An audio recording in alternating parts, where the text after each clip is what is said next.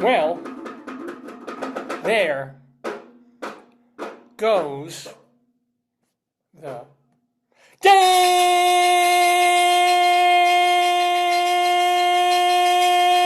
neighborhood. Good morning, everybody. Welcome on this first Saturday of July. You're absolutely right. It is. July 5th, there you go. 2025, for the 989th episode of the Dave's Gone By Facebook Yo Podcast Yo Program Yo. Oh, thank you. Of the stream, yeah. Oh, and we're so excited. We didn't take them out. We will need later the flying chickens because our story time, not yet. Our story time later in the show is a history of underwear with Professor Chicken, written by, who's this by? Hannah Holt, illustrated by Corwin Briggs. We will read this with you and to you. And of course, the flying chickens will probably have some aspect of, what's this? Oh, well, yeah. This is a brand new one. You could just show them, you know. This is our important, all important spare. In case. Would you like to fling your, I will fling, give me please 2 sloths to fling and hit the wall with, if you wouldn't mind. I'm sorry about the dangling participle there. Let me just turn that, good. The problem is, David, I can't tell. I think these are good. I'm not sure. If you feel the tips of these sloths, hands and toes, and they're sticky. It's hard to tell. This one should they're work. All stuck together in a huddle. All right, now behold. This sloth is going to... I love what you do with the numbers. It's so pretty. Oh, well, you made the numbers. Hold on. Here we go. Sloth is going to hit the wall and hopefully cling. Ah! He made it! I'm trying this one a little bit higher. This one's big at 6s and 7s, but he's still rather sticky. He might work. Here we go. Go, sloth! Okay, one more. Well, I'll do 4. He's pretty good. This guy might be all right. Sticking to everything. I'm going to try harder. Here we go. Go, sloth! This one's like 2, maybe. He was sticking to a chicken. He might be all right. All right, last sloth for this Saturday, July 5th, 2025 on Dave's Gone By. Let's see if he sticks. Whoa! Oh, you don't even see him yet. He's up in There, let me look. He's up in the cheap seats. Behold. He's up in those cheap seats. Ladies and gentlemen, speaking of cheap seats, you're watching Dave's Gone By with me, Dave Lefkowitz. That is my darling and wonderful wife. Hello, darling and wonderful wife. How are ya? Would you like the rabbit slingshot? Why not? Why not? It's a holiday weekend. I will prepare the rabbit slingshot for you. She's preparing. Ooh, so exciting. If you have no idea what the hell we're doing, go back and watch the previous 988 episodes.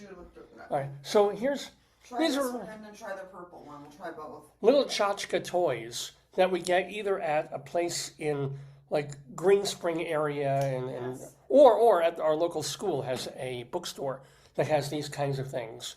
So it's a slingshot, as you can see, or a medieval torture device, and it has a floppy bunny on it. And what you're supposed to do... You could shoot it at the wall, see if it sticks. All right, here we go. Well, yeah, it should, shouldn't it? Or this one's sticky too. All right, I'm going to shoot this. Watch your eyes, just in case I get this wrong. I think it has to go this way, because it's this way. All right, here we go. Slingshot, you pull the bunny, and then the bunny goes... Whoa!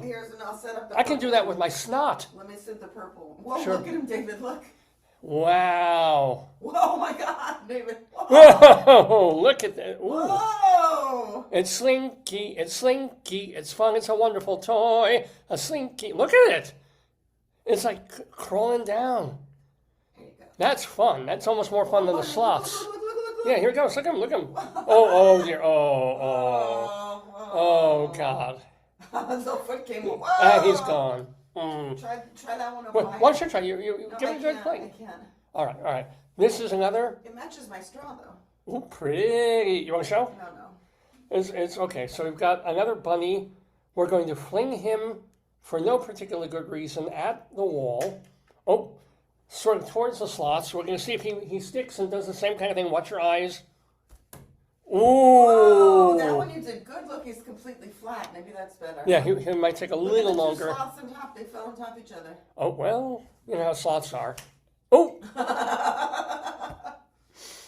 yeah. So, how you doing on? Oh, there he goes. There goes the bunny. He's moving. No, you know, I gotta say, if bunnies move like that, tortoises would never catch them. If it actually went, there you go. No tortoise would catch that hare. Tell them we have a gutter bunny and a lawn bunny. Speaking of rabbits, we have wonderful, adorable animals. Not pets, or we have them on our property here in Maryland. Yeah. Among them, 2 rabbits that are in our front yard. But geniuses that they are, they generally don't stay, one of them does, on our actual front lawn. Instead, they cross over like the little sidewalk path we have onto the part that is closest to the gutter. And sometimes you will actually see one of the bunnies just sort of hanging in the gutter, which is not the brightest place for an animal to rest and have playtime, have sunshine time. It's like, dude, you have grass.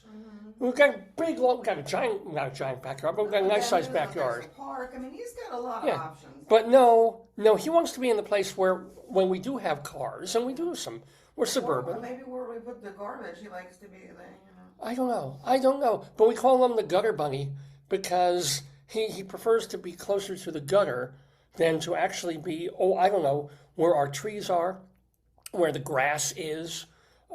I don't get. And then we have porch bunny. This bunny gets tired of eating our grass occasionally, and we'll suddenly see him right up against the front door. We'll come downstairs. I'm half naked, and I'm carrying a tray of something going down the stairs, and through the glass window near our front door, I can see like a bunny's eyeball looking at me. I'm like, first of all, bunny, I'm in my underwear. What do you want to see here? And 2, like, you're on pavement. You're on sort of stony front porch. I know, poor thing. Hardness. Go back on the grass. You're a rabbit. Don't you know where you belong? I will say, this morning I saw a deer in our backyard. Oh yeah, none of the fawns. No, only the big deer. And the big deer did what they usually do for us. Sometimes they're wonderful. Sometimes the deer come out, they walk around. Sometimes they will literally sleep on our lawn overnight. And all week, one of these big deer had 2 fawns that she would suckle. So both of them, they would tumble and play and then both suckle on her at the same time, which is kind of a great magic trick if you think about it. And it's just marvelous to watch, giving us the best of nature without having to go to some preserve or a zoo. I mean, literally just look out your window, mama deer playing with these spotted fawns. Wonderful. Other times, like this morning, the deer just use our yard as a toilet. So the deer comes up, in the back of our yard, loping along, stops, looks towards me, they always do this, and starts a stream of piss straight down, right on, which is better than the poo that they leave. Yeah. But I'm like, okay, thank you, Mr. Deer. Don't be leaving that in the next door neighbor's yard. Why can't you go in the gutter and do that? Why can't that, and then get out of the gutter, because it's not a good place for deer either. But, no, you have to go right in the center of our backyard and water the grass with your grass-killing urine, and then start eating some of our leaves and moving on. Okay. Yeah, giving me about a minute to watch her, where 45 seconds of that minute was her peeing. They pee a lot. I don't know if she was in a bar last night and kept knocking them back, but she was just like on it. I was impressed. I really, really was. But that's our animal life here in the neighborhood in northern Maryland. I haven't seen a fox in a long time, and we have not seen our groundhog friend that was out and about most of last year. The groundhog's gone, which is kind of sad. And kind of good, because he was destroying our shed. Anywho, but We don't know what happened to him. So speaking of destroying things, yesterday, July 4th, 2025, there was a kernel of hope in me. I didn't think it would happen, but there was a kernel of hope, excitement, thrill, that perhaps Joey Chestnut would break his own record in the Nathan's Hot Dog Eating Championship at Coney Island, New York.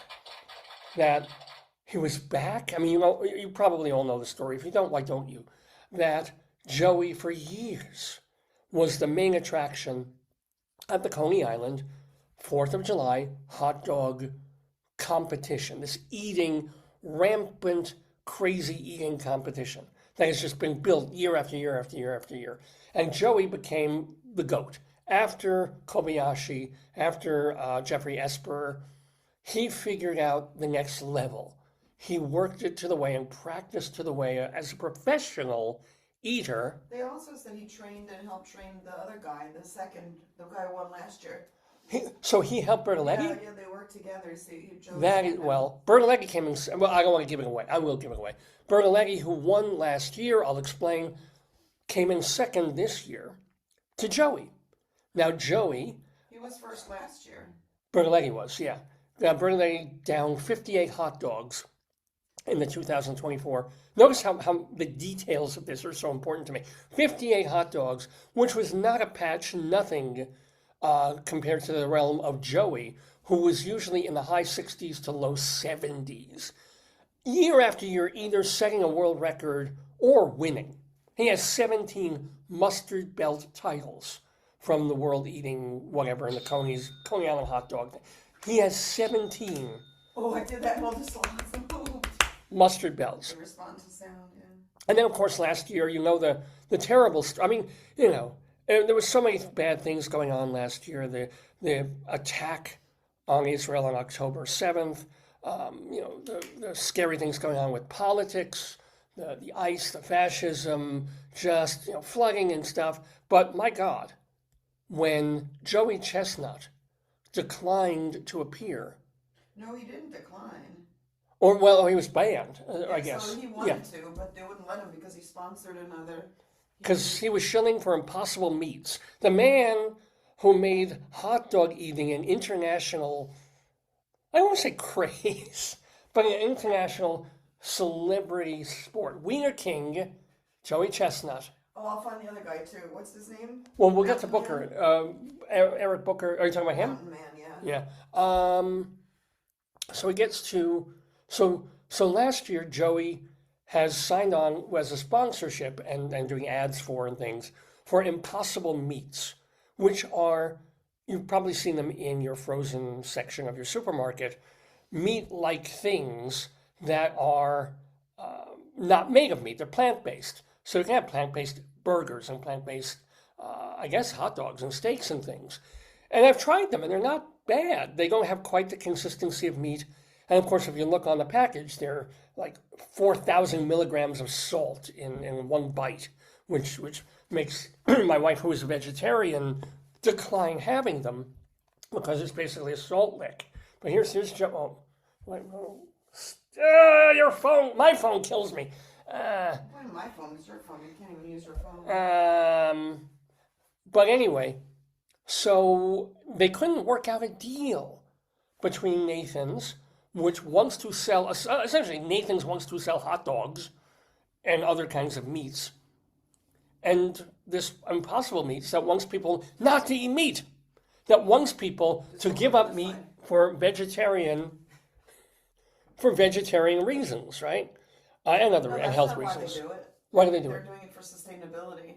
That too. So that they can't have enough animals on the planet that you can make meat from other sources. Because cow farts are killing the environment and all that. Yeah. And they couldn't come to terms. For whatever reason, they were stubborn on one side, they were stubborn on the other side. The lawyers got involved. And Joey did not compete in the 2024 Nathan's Hot Dog event. He did another event. He did some event on like Labor Day where he was scarfing down dogs and veterans were going against. It was cute. It was okay. But it wasn't the same. Everybody knew it wasn't the same. It wasn't the same. So this year, and I think Joey is still connected to All right. I'll get to Booker in a minute. Joey is still connected to Impossible Meats, apparently. How do you know that? You look Because I read on one of the things that he hasn't. It's not like he's severed or was just a 1-year contract. He's not.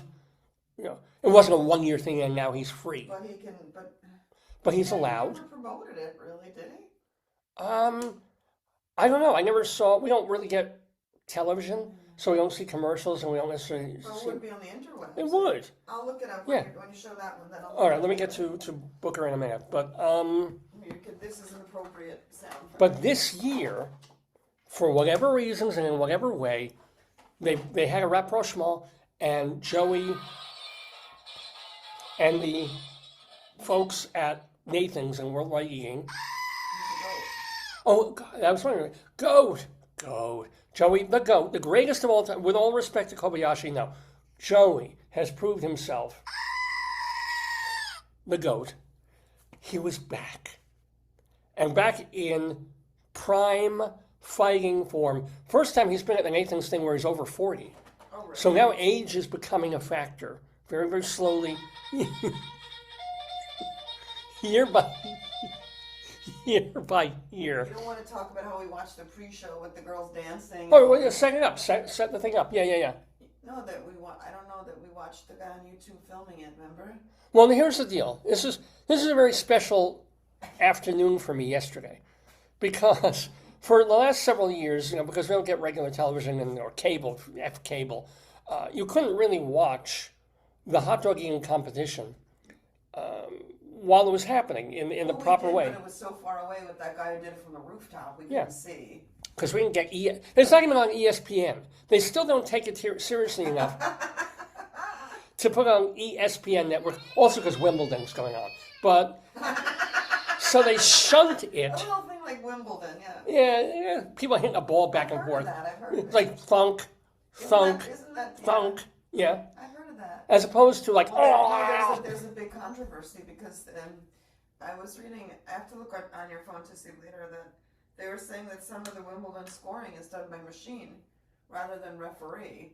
And then, I haven't heard this one. Yeah, I don't know. I have to see if it's real. I'll look when you're, I won't be shocked. after you show your friend, I'll show Holy I'll look on your cow. phone. Yeah, they were saying that they still do it with the referee, but they're partially, and that some people didn't, Well, I can understand. I mean, jeepers. Well, I mean, wait. When? Let me look. All right, yeah. Let me When? make sure that I got it right because I don't understand. I'm not a. Because I think there's a thing in tennis. If the ball hits on or past the line, Wimbledon scoring by machine. if the ball hits on or past the line, there's an automatic beep thing. It's been doing that for years. Oh, yeah. There's sort of this auto thing that tells you up over the line, which is electronic, right? But I don't know. As of 2025, Wimbledon has implemented electronic line calling, Oh boy, powered by Hawkeye Innovation Brands, to score matches. that's what I thought, right? So it's This not- technology replaces traditional human line judges for deciding whether a ball is in or out of the court. See, It's on all 18 courts at I'll read Wimbledon. more stories. That's the AI, but I'll read another story. Utilizes multiple high-speed cameras. Oh my God. Captures the ball's movement. It's probably fair because a lot of times they say, remember we saw that one show on Netflix where it was basketball. Yeah. And the guy was computer scoring at Wimbledon. And remember they paid the referees and they were favoring one team. Remember that over another. So I mean, you are eliminating on some level human error, but it's not as if instant replay and electronic stuff and 5,000 camera angles has taken all the controversy away from baseball and football. It's not as if when the coach decides to spend the time out to have some call looked at, it's already so incredibly close that the human eye, the computer eye, it's still I think I saw it hit I'm not sure I saw it hit the foul pole, the fair pole, the this pole, the that. Nothing. It hasn't helped all this time to slow down games, right? And computers we know are not completely infallible. If you ever tried to load up a computer and you say, oh, just hit it and reboot, right? As we've been doing for 40 years. Will there be line judges at Wimbledon right now? I was very surprised because Wimbledon and the English are they strike me maybe stereotypically as traditionalist, and this doesn't seem traditional. The judges will not be used.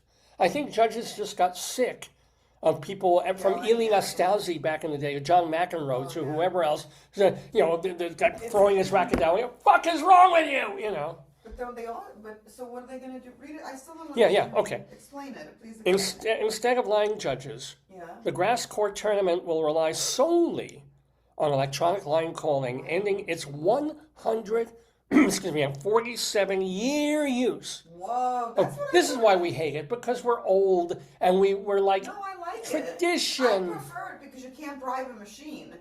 You can bribe the programmer. But I think in some ways it's better than because I do think there's that bias of that individual judge might like that player and just be like, oh, it's okay, and the eyes are not as fast as the machine. True. But it's the first time they did it, or what? Well, a familiar sight around the edges of the court for decades. The men and women who shout out and fall, I miss that. Fault will be replaced by technology. It will be in place for qualifying and the main draw. Electronic line calling uses cameras, computers, and sensors to track the ball and is used by umpires to judge whether the ball is in or you will be out. Wow. This season, the men's tour, the ATP, adopted it along all its events. Oh, they've tried it already, okay. Women's are using it in most events. Okay. Was to optimize accuracy and consistency, across tournaments, courts, and surfaces. Let's see. There will be a range of. It's like GPS. Oh. It isn't just like beep or silent. They will use voices. Tour guides on the grounds and the Wimbledon Museum, so that there's no confusion across courts that are close together. Oh, because they're the same way. Wow. That's funny. It's like when your phone rings and you have not changed the ringer. It's the factory ringer. Yeah. And you go, and you're like, that's mine. It's like everyone has this. In a room in a Starbucks. I still do that. When I know it's not my ring and I hear a phone ring, I automatically go for my pocket. So now if you had maybe a different ring, it might do it less. But that's crazy. So what, have they done it yet, or is it going to happen? I think that they're doing it now. The French Open says they want to maintain tradition synonymous with their 134-year-old tournament. They're not going to lose human control. The French. Well, what I would do if I was the French people, I would do inter-rater reliability. I would have the machine do it on silent and have the guy or the woman, and then they would compare the calls. I'm sure they did that for 10 years leading up to. The Australian Open and the U.S. Open have been doing this since 2021 and 2022, respectively. I didn't know that. Did you know that? No, I'm not. I don't watch tennis. I've been to Forest Hills, but so there you go, man. There you go. Wow. At some point, they'll do this with the Coney Island Nathan's hot dog eating contest. They should do it. They'll take away George Shea. No, they should put a little chip in the hot dog. When they eat it, they can trace the hot dog. They do it with medical things where you swallow a tracer. So maybe they give them each in the hot dog some kind of thing where they can, but then they won't know how much of it's eaten. There has to be a tracer at the one tip. That's a lot. See, that's a lot. Or maybe they inject the hot dogs with a certain dye, and then they X-ray all the contestants after they've eaten. No, but then they'd have to. They have to have 74 different colored dyes. No. Yeah, that would be problematic. Yeah. But they still used humans to count yesterday at the Nathan's July 4th hot dog. They could use weight, but then the problem is if you take the weight off the tray, they could dump it anywhere. Oh, I would, if it were me, I would use weight. So I would weigh the tray with the hot dogs. Let's say it's 80 pounds. I don't know. Yeah.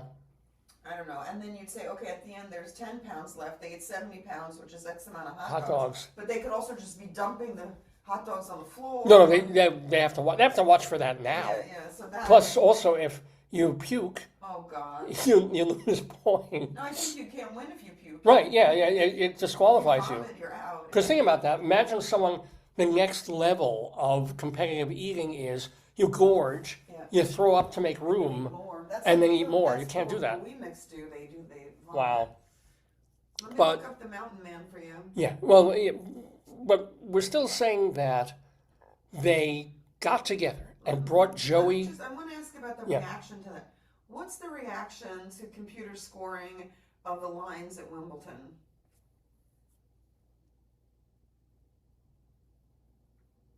Mixed among the players.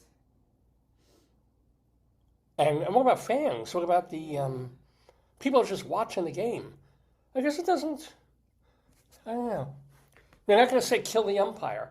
They're like, dismantle the umpire. Short circuit the umpire. Unless they lose electric or Wi-Fi goes out, then they. Some players have said the calls are too quiet. That they don't hear the calls. Others say they missed the tradition. For the first time with the calling, da-da-da. I wonder, has it changed the ranking? That's what I'd be curious to see if any players who play the same are ranked higher or lower because of the real calls. That'll take a year to yeah. And did you know that there were 300 line judges used for over 148 years? Sorry, 18 cameras developed by Hawkeye are situated. Yeah, That's a good name. Unbelievable. Court looks cool with line judges, but calls are black and white. Obviously, there's a lot of jobs and people that love tennis, which will be definitely missed for them. Few can argue with the accuracy of the calls. As a player, it's pretty black and white now. I like that. In, out, there's no mistake. That's what it sounds like my honeymoon. Nothing happening. Definitely, you kind of feel for those linesmen, those people. It's tough for them, but it's pretty black and white with the calling.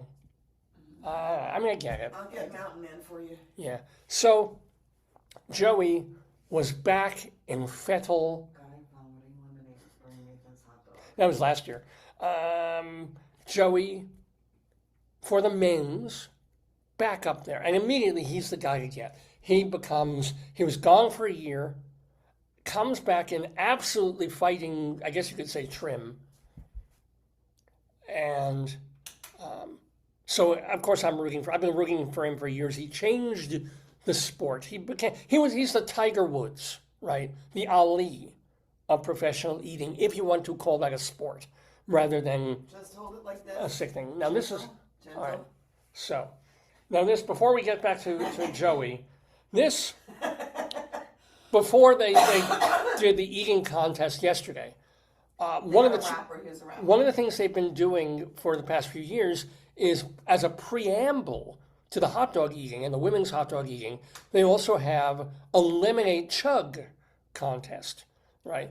Where they get a bunch of guys together, and the thing is, how much lemonade can they chug in like a minute and a half or something like that? So last year, in 2024, the winner by far was this guy, Eric, what was his name? Mountain Man Booker. Eric Badlands Booker. Badlands Booker. And he chugged. But the problem for him last year was that he was standing next to It wasn't him. a relative amateur. No, he was like Flabby. His name was like Flabby Fatty. Yeah, Flabby. He had one of these short, big, fat white guys with, like, I don't even know how to describe the tits. The tits are like little veal cutlets that are hanging off the chest. You'll see him. And this is what happened last year at the competition. This is when he won the mustard belt. You can see the guy next to him. Booker is the black guy. The other guy. Is he still doing it? Oh, I think this is the one where they're looping it. Oh. He didn't. And The lemon. the thing that makes me mad is nobody tries to help him. Clearly, he needs help. There's nothing you can do. You get him off the stage. Just pressing people. They did. They walked him down after he vomited twice. There he goes. And this Booker gladly wearing the. See, this is the actual competition. Here we go. This is from 2024. Fantastic. All these men, big men, which is very different from the hot dog eating competition. Yeah. You know, those guys are trimmed with big chests. Yeah, well, except the one they're tall, like 6'4", 6'7". Yeah. But now you can see this fella is having some trouble, and he continues drinking. He continues Get him drinking. off the stage and say, like, there must be like an ambulance or somebody there. Oh, I'm sure. Oh, yeah. There's medics and things. And it was also hot. You know, when it's really hot out. Booker, he finished his glass. He's the winner. There he is. George Shea, hand on Booker's shoulder. Let me show. Oh, okay. And this guy's like, congratulations, congratulations, clapping for Booker. But then that motion of clapping does not do well for him. Because as we'll see, here's Booker being presented with the belt, not the mustard belt, but the lemonade belt. And then the competitor is like, yeah, congratulations, bro. Congratulations. And there it is. Anyway, so this year, Last year, yeah. they declined, or I keep using that word, they desisted from doing the actual lemonade competition. And they just brought in Booker, because there wasn't really much of a competition, they just brought Booker in to see if he could down consecutively 2, not cups, okay, not growler, 2 liters There's a background story on him. of lemonade. Here's Badlands Booker. There's a background story. All right. Last name Bladder, first name Greatest. This is What does ring. he do with the bladder? Well, you have to. Oh, I guess, yeah. Oh. Reigning Nathan's Lemonade gallon chugging champion Eric Badlands Booker is ready. This was written before yesterday's event.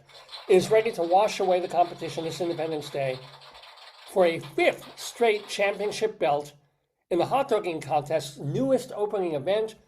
I'm just trying to chop my time down, take bigger and fewer gulps, said Booker, 56 years old, and he's a dad of 3 from Selden, Long Island.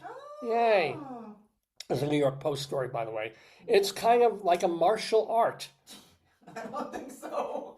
I don't think any martial artist would say that chugging lemonade is a martial art. They say the harder you hit, the faster you punch. I'm pretty. What does that even mean? I don't know. I mean, if he was drinking punch, maybe. I'm pretty confident. I'm really confident. I get the man who set a world record with his 21-second chug off of Stillwell Avenue last July 4th of 2024.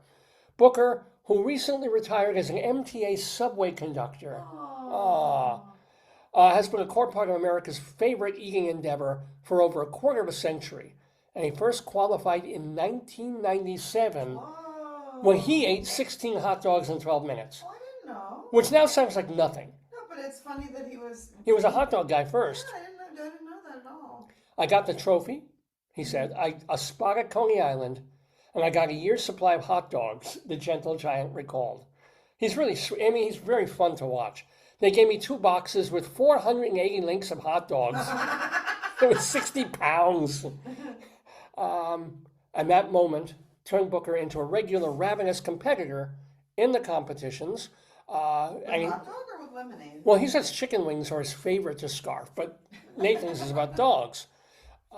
And it was the New York Post that coined him Badlands in 2001. Why? Because it was an article surrounding the hype of Takeru Kobayashi and his opponents. This is when he was still eating dogs. What does Badlands mean? It caught on. I felt honored. It was kind of like Top Gun. They name once you really get there. I guess I left out a word here. They name you once you really get there. So I ran with it. Booker's personal best was 40 hot dogs. And maybe back when they were doing 12 minutes, Yeah. I'm not sure. Then he went from stove to stardom and launched a food-themed hip-hop career. It's the next Weird Al. During the mid-2000s with albums such as Hungry and Focused. Wait, I gotta do it.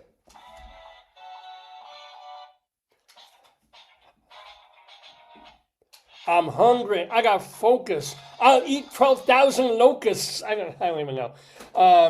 And he actually went into a rap that was recorded as an intro for him to be walking up the stage back in 2020. Oh, good for him. He also began a beverage consumption YouTube page, Badlands Chugs, in 2012, with the initial goal of chugging a 2-liter bottle of Diet Coke without burping. Oh my God, that's disgusting. Is it? Is it?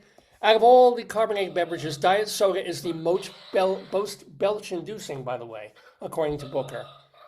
I remember it vividly, he says. I tried it I failed miserably. I had a 9-second burp. Oh, I'm disqualified. And that just went super viral. We have to find that at some point. My son Brandon filmed it with with his iPhone. My wife was upstairs, and she's like, "What's going on down there?" Exactly. Oh God! But Booker has set numerous records. Glugging ocean water. Ugh! You can't, ocean water. No, David, no. Pickle juice. Oh. And other fan suggestions. He's got 4 million followers. Yeah, Yeah. but juice and ocean water? Yeah. The nearly 6-pound lemonade belt, which he helped design, features a blue finish as a nod to the ocean chug. And he's held the crown since 2021. So let's see, I want to read this whole thing here. Yeah, I'm probably dehydrated because he raps before he starts and he works the crowd. I'm probably dehydrated by the time I get up to do the chug, which makes sense. The last couple of years when I drank my gallon, I just felt refreshed and hydrated. I'm ready to go, you know? I didn't have to use the bathroom for at least an hour. That's good. Good to know. I think that's called TMI. He is the undisputed lemonade king of the world. Anyway. Of the world? People recognize my voice on the subway. He said, "You're the guy from Nathan's, the chug guy." I'll ring the horn or something, especially if we're at the station. Being recognized is amazing. He's a sweetheart. You like So it? yesterday, How's that on your show? I would love to. He's local. He's East Coast. He's Selwyn, right? He's in Selden, Long Island, yeah. But yesterday, rather than bother with the competition, Nathan just said, "Okay." I think after seeing the guy vomit, like that's... Yeah. Whatever reason Nathan's chose not to Oh my have. God! Here he is. Yeah. He's drinking. He's opening Pepsi. Well, yeah, okay, he's opening, but No, let's no, see him he's glug He's it. gonna drink. He's taking a whole. You know, like a whole. He's taking a whole paper sleeve of cans. He's gonna drink that. Yeah, of course he will. Of course he will. No. So yesterday, they laid out before him 2 1-liter bottles, full liter bottles of lemonade, of Nathan's brand lemonade for the Nathan's contest. And, you know, nobody else, no competition, which may have slowed him down or something. So he takes 1 liter thing and chugs it all the way down. Not even blinking. No problem. Just like, I mean, imagine, like, I would have trouble drinking this of water in one straight, even if you added lemon or iced tea, I could probably do. But imagine this times, I don't know, 6 and just taking it down. And then he starts on the 2nd gallon of lemonade. And he makes it through about almost halfway, and then he said, "No, David, here's not the guy happening." before he vomited, like smack. Oh, I talking. love him. You want to show? It's a video. You can use smack talking. Where can I get the sound though? Oh, give it to me. Yeah. Oh, what'd So- you do? What'd you do? So I don't know if Booker made the if he made the record yesterday because he went more than a gallon. He certainly went significantly more than a gallon. But there wasn't really a competition, but you don't need one for the Guinness. I don't know technically how he did yesterday. But it was great to see him. He's a wonderful champion. And he did chug a gallon and a half of lemonade we're talking about 45 seconds to a minute. It is a staggering thing to witness. Now, speaking of staggering, Joey, up there, yesterday. Oh, you have Do Not Disturb on. Oh, is that, I don't know why. It keeps going on. I don't put it on. It just does that on my phone. And this was after the women's competition. This is after the women's competition. All right, let's see. The other guy, I don't know his name. I'm so fatty. This is the guy who was vomiting in 2024 while competing against Booker for the lemonade. Yeah, so check it out at noon, my friends, or else you're gonna be missing some crazy stuff. And that's another, yeah, okay. Yeah, we're not exactly talking Wimbledon here. We are certainly not talking Wimbledon here. Oh no, Joey is the Wimbledon of professional eaters. Oh, honey. Yeah. I'm not kidding you. They have Major League eating cards. I need this. Look, here's Booker's.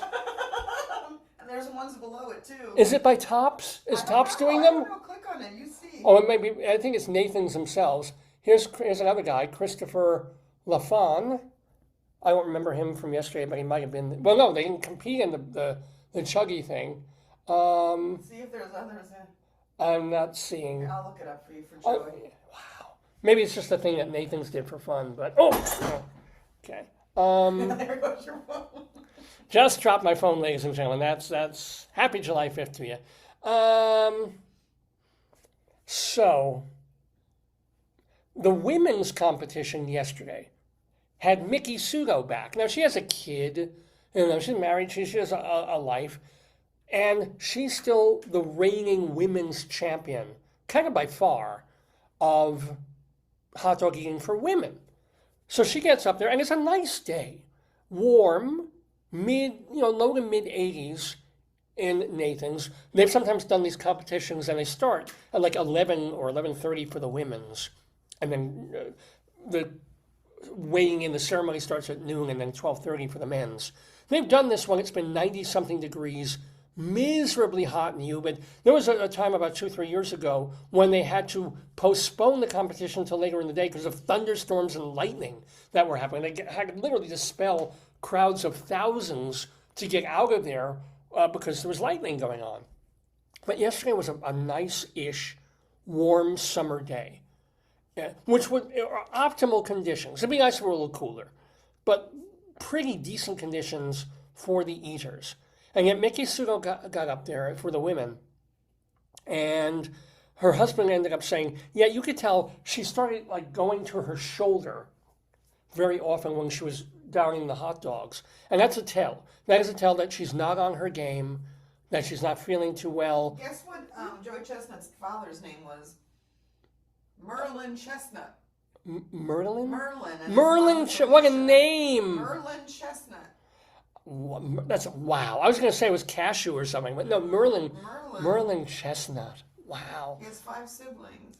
Joey does? Oh. So Mickey, who had the women's record with something like 50-something last year, or 48 last year, and has had records in the 40s, nowhere yesterday. She had 33, and she still won, which should tell you, about the different levels of competition. So But after Joey, everyone's like 10 or 15 dogs less, so Joey's just an anomaly. But Mickey was an anomaly. Mickey would do like close to 50, and then the other competitors would get 30. So yesterday, Mickey only did Well, they 30. said she got nervous because she was doing this. Yeah, she was doing her shoulder thing, and she was off. She was off her game and still won handily, easily. But now it starts to make me wonder, this occurred to me, the whole Trump thing of what do you do when you start getting transgender eaters? And you get someone who's born as a man, identifies as a woman, I don't know if you have. and then becomes a competitive eater. I'm sure that Nathan's has rules for it because they have rules for everything. But are the rules legal? And then will they be challenged by the ACLU? In other words, with all these competitions in women's sports and men's sports, and if you're born a man and you still have mostly men internal parts, is it fair if you're swimming with women? And of course, it's a very controversial subject, and we know how the president feels about it, and he has a point. But what happens if you start getting a couple of men who become women, or at the very least identify as women, and then they want to compete against, Mickey Soto and the like, and suddenly you've got this woman eating 50 hot dogs, but she's not really a woman.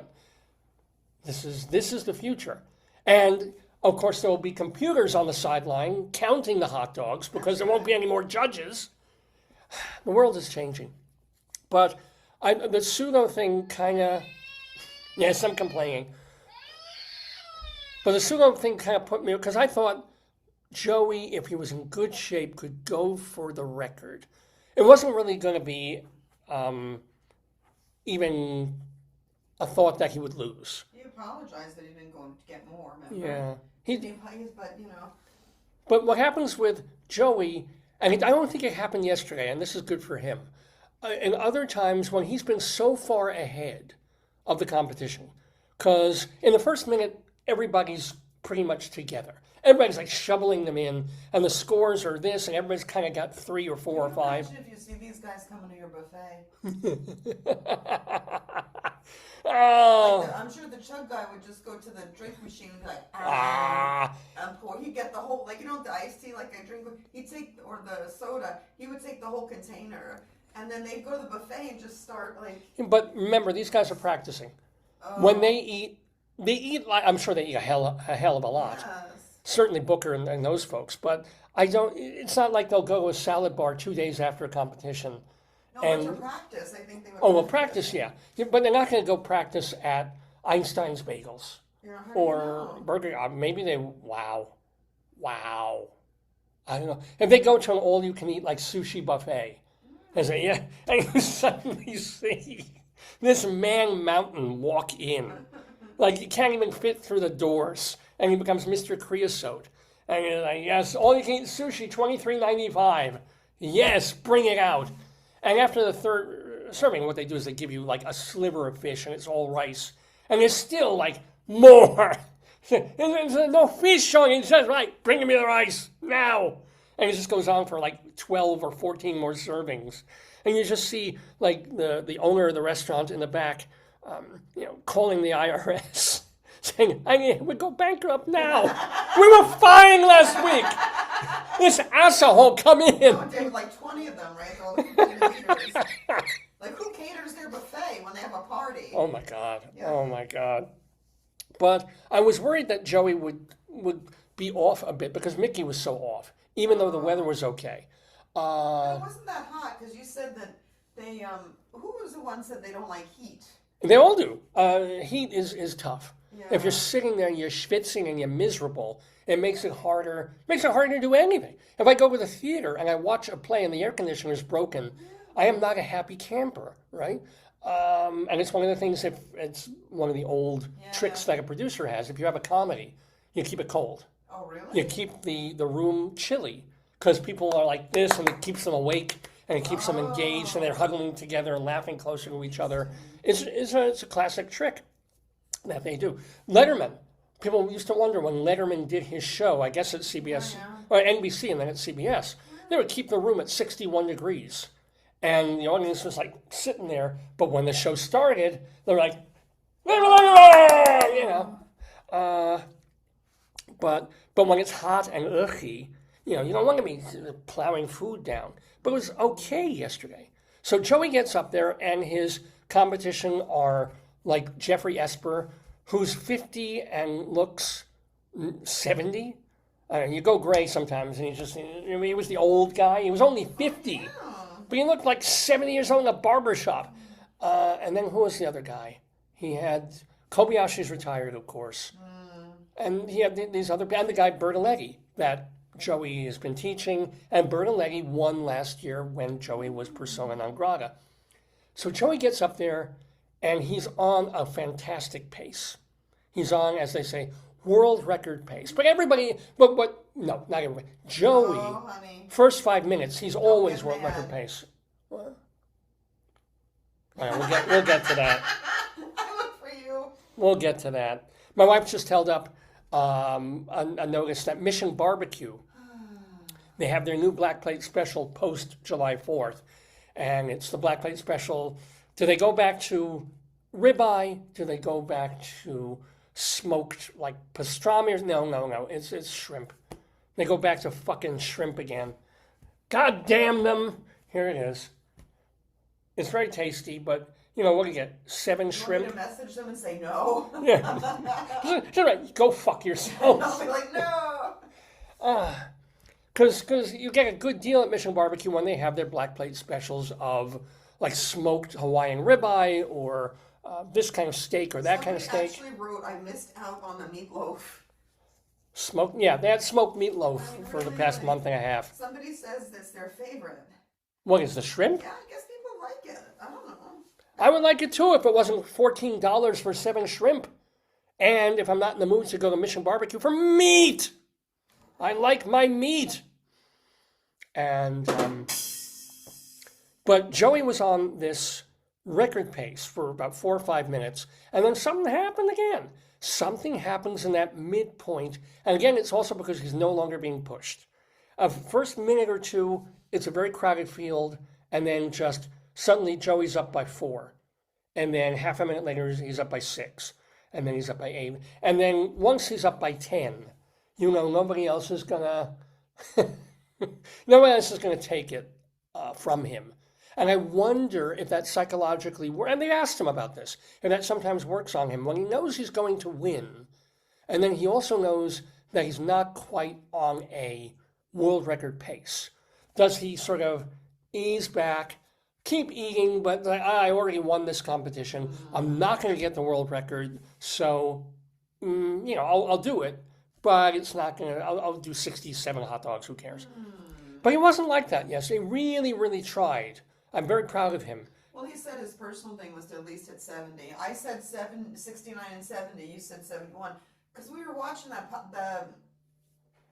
YouTube coverage, and what really struck me was how many people bet on it. Oh, I hate that. A lot of people in the comments were saying, like, I have a lot of money riding on it. He's got to hit 70. And I was like, what did they mean? And then I realized they were betting. Yeah. So Joey hit 70.5, which I guess technically is 70 hot dogs yesterday. I don't know how they but he didn't give up. He didn't quit. He was trying for the record, but his record was 76. Yeah.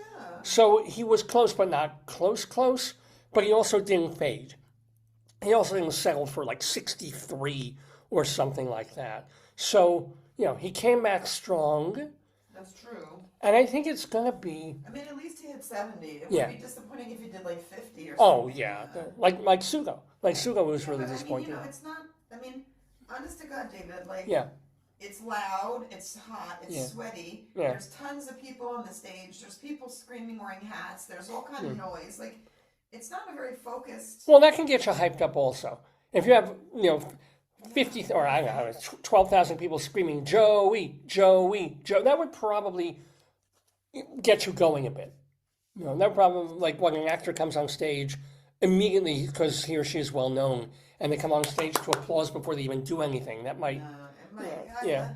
Well, people clap for him and they chant Joey, Joey. That probably helps him. Yeah, I wouldn't be surprised. There's an excitement about Nathan's that you might not get in other places.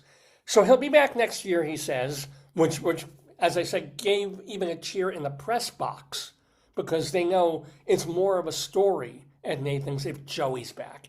And he's still the GOAT and the guy to beat. I think it'll be 3 to 5 more years before he's takeable in terms of somebody even coming close to beating him. I think within 5 years we'll see that.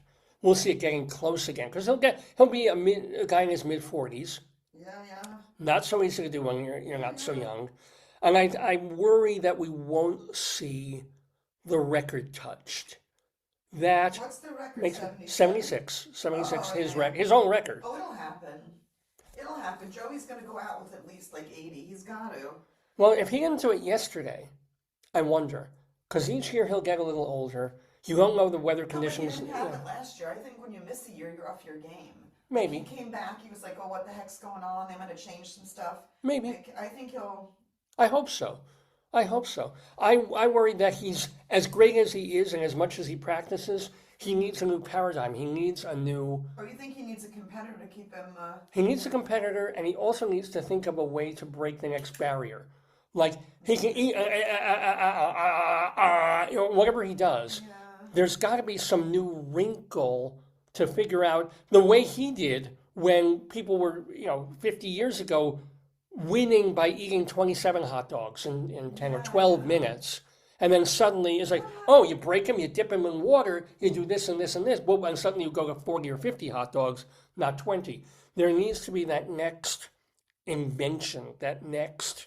What happened to this playwright or the Richard Green? Oh, we can talk about that too. I don't understand. He died. But He was a big guy. Yeah, but they don't say. I can't figure out how. A lot of times on this program we do How did Richard Greenberg, playwright, die? a segment called Inside Broadway. We don't have that today, but we do want to make mention of someone who hasn't been on this program, but whose plays I've been watching for the past 25, 30 years when I review theater in New York. He was a native of Long Island. Richard Greenberg passed away a day or so ago. his best play, his most enjoyable play, was a show called Take Me Out. It won the Tony Award, I guess about 20 years ago. They revived it in a good revival just a couple of years ago, all about this very photogenic, popular, really good baseball player who doesn't think it's going to be a big deal. Who doesn't think it's going to be a big deal when he comes out as gay. And of course, on some level it isn't, and on some level it's a huge deal. And how it affects him, and how it affects the team, and how it affects this other guy on the other team that's racist. And it's just a really well done, interesting, funny, smart human play called Take Me Out.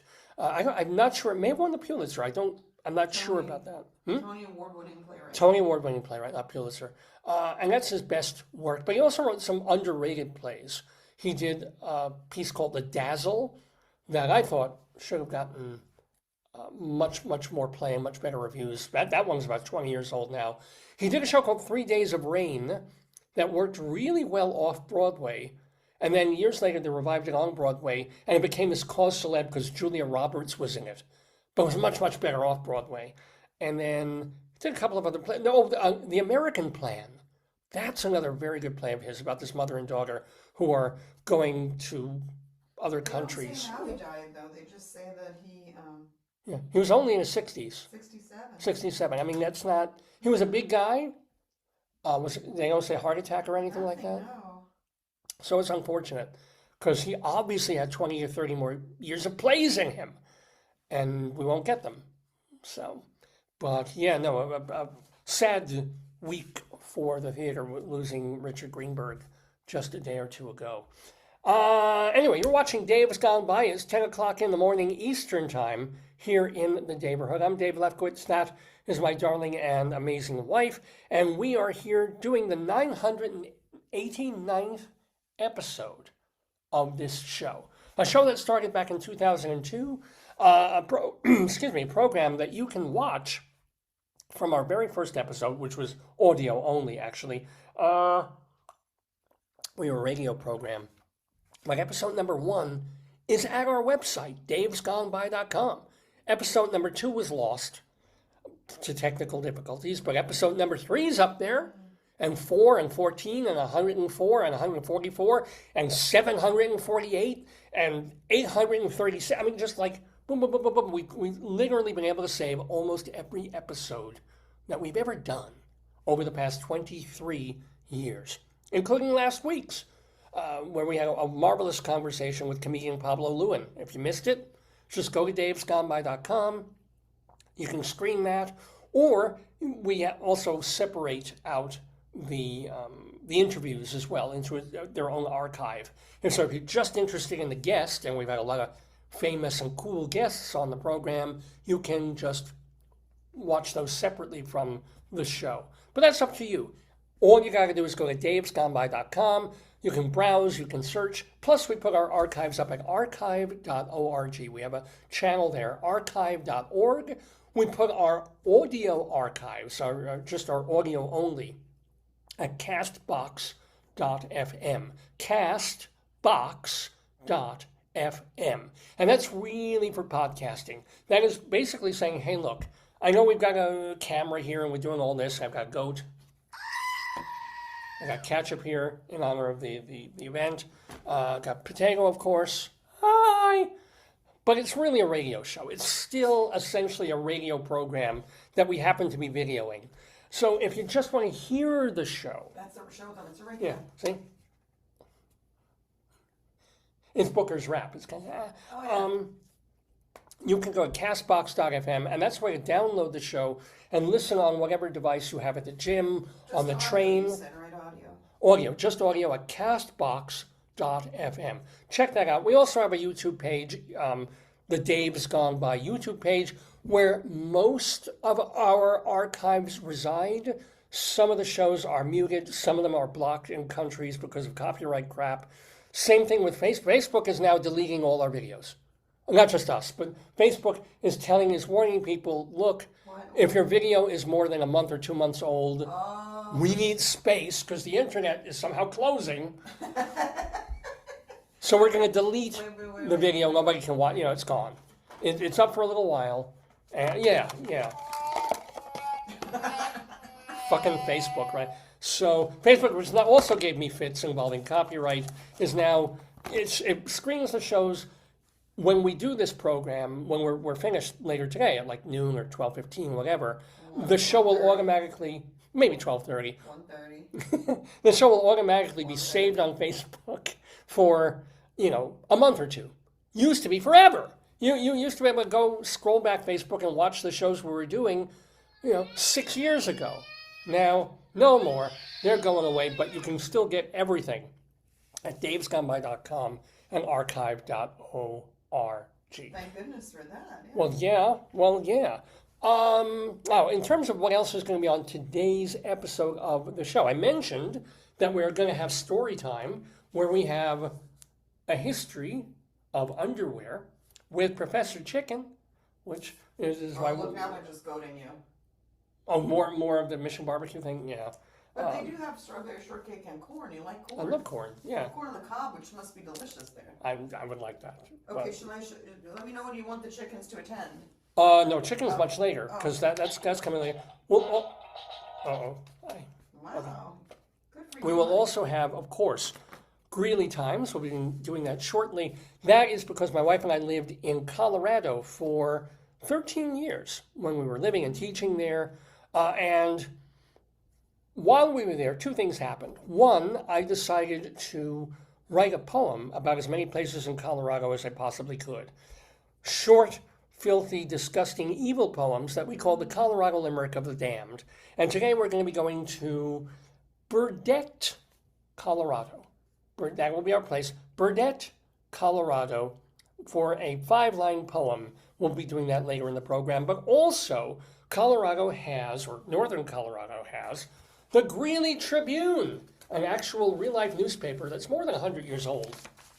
Here's a copy from about 5-6 years ago.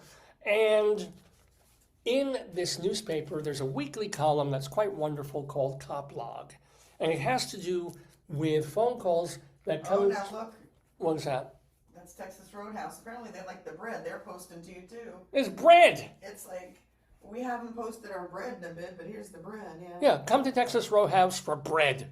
Yeah, that's why everybody's going to Texas Roadhouse, because they have bread.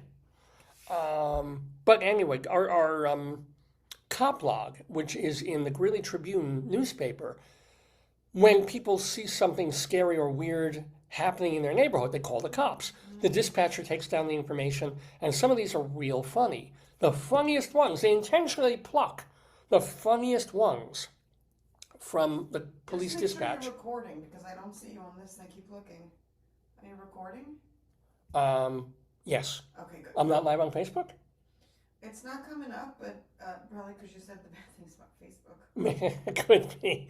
They probably squelched my show. I wonder if did I go live on Facebook? Yeah, I did. I remember. Yeah, I did. Okay. I can look in my other computer. Yeah, don't worry about it. Want me to go in there and check? Well, we can check when they... No, it says it, but I see. Okay, good. Okay, cool. So Coplog compiles all the phone call, all the funny calls that come into the dispatch. We take the funniest ones and share them with you in a segment that we call Greeley Times. Also on this episode of the Dave's Gone By Show. I just shared. Oh, thank you very much. Live. Also on this episode of the Dave's Gone By Show, we have... Nope. There's me. That's me listening to me. This is going to be an endless loop now. This is cool. The one, the only, Rabbi Sol Solomon will be doing double duty today. I said duty. He will be doing double duty on the episode. First of all, he has another rabbinical reflection. He hasn't done a lot of these this year. He kind of got busy and waylaid for the first part of the year. But since the Tony Awards, he's been fairly active on the show, writing his mini sermons, his benedictions, in the manner of speaking, about the world at large, culture, Judaism. And so Rabbi Sol has a rabbinical reflection today about a girl, a 14-year-old girl named Danielle Khalaf, and how she contacted the American Civil Liberties Union because she felt her rights were being oppressed. Aww. So, Rabbi Sol will tell you the story of this and what's going on with her and why she felt compelled to call the union to help her out.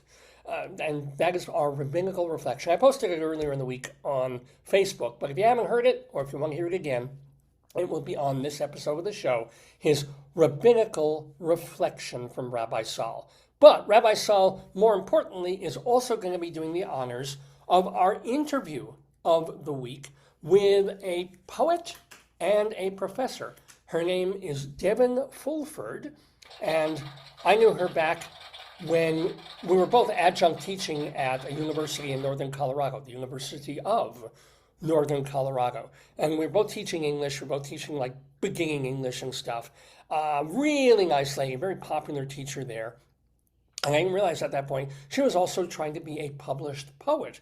Well, in the years since I knew her, really a decade ago, she's gone on to be a published poet. And she's switched universities. She went from UNC. She's now at CSU and climbing the assistant professor, blah, blah, blah, kind of ladder, hopefully towards tenure. And me, I'm doing this shit. So this is how lives tend to go, right? But we have Devon Fulford in the Dever talking about her poetry, talking about her teaching, talking about her life in a little while here on Dave's Gone By with the one, the only, the Jewish Rabbi Sol Solomon. So quite a full Ford show. In fact, we're calling the episode Ford Motors, because she also likes to ride a motorcycle for whatever reason. And we'll be getting to all of that in the next 2 hours on Dave's Gone By. But before we get to Devon Fulford, before we get to our history of underwear, phone calls are coming. What? No? I'm saying, this is very important. Phone call already. You have the book, I'm sorry. Oh, I was trying to just show people we're going to be doing this. But no. It's time. But you know what? I actually have a theme song again. Okay. For Greeley Times. As promised, this is based on stories in the Greeley Tribune of people calling in to complain to the police department, help, we need a cop, here's why. And this led to a wormhole just this morning. I was like, I have the outro music. Is Badlands doing some rap for it? No, it's not Badlands Booker. Oh, okay. No, because if you've been watching this show, if you know this segment, at the end of the segment, we have Groucho Marx doing Go West, Young Man. Mr. Horace Greeley was no fool. I'm sure that So we used to do an intro of Tom Waits's Midtown was the instrumental. I think it's from Rain Dogs or from Swordfish Trombones. But I lost it. It's not on my computer, so I needed to go find another appropriate opening for Coplog, for Greeley Times. And I found one. It's pretty cool to do. I just went, are there any songs about Greeley, Colorado? Turns out there are. Oh, wow. Certainly by this By one. John Denver? Not John Denver. No, Take Me Home, Greeley right now. Dr. Sue? No, maybe. No, not by Dr. Sue. Where's her puppet, Teddy McTeddy's? This Teddy what was his name? Tedley? Oh, Tedley, yes. Yeah. Dr. Sue is Sue Horowitz, a guest on our show a couple of times, and very, very fun and writes songs. With her little stuffed animal. Yeah. This guy doesn't need a stuffed animal. He's too busy writing songs. He's written 26,000 songs. By the way, that is not hyperbole. That is not an exaggeration. The man just sits there. That's probably AI. He's got AI. He's got a computer helping him. He's been doing this for a few years. His name is Matt Farley. He's quite a character. I'm going to read the wiki on him. If you haven't, and I hadn't heard of him until this morning. Matt Farley is a seemingly normal guy, about 14 years younger than I am, singer, songwriter, musician, filmmaker, author, and podcaster, who, as of April 2025, has released more than 26,000 songs. So at this point, it's probably 26,400. He releases things under Moturn Media, and he presents his musical work under a variety of pseudonyms and band names, Okay. including the Toilet Bowl Cleaners, Papa, Rotzi, and the Photogs. That's pretty cute. That's cute. The Hungry Food Bank, the guy who sings songs about cities. So he has thousands of those where he's written songs about their... What does what you do with the Limerick, but he does it with songs. Oh, yep. You should team up with him. I should. You could do a song for every city you have. And this also appeals to me. He is, quote, the odd man who sings about poop, puke, and pee. I thought I was the guy who did that. And that's what he's been doing. He felt like his idea... Yeah.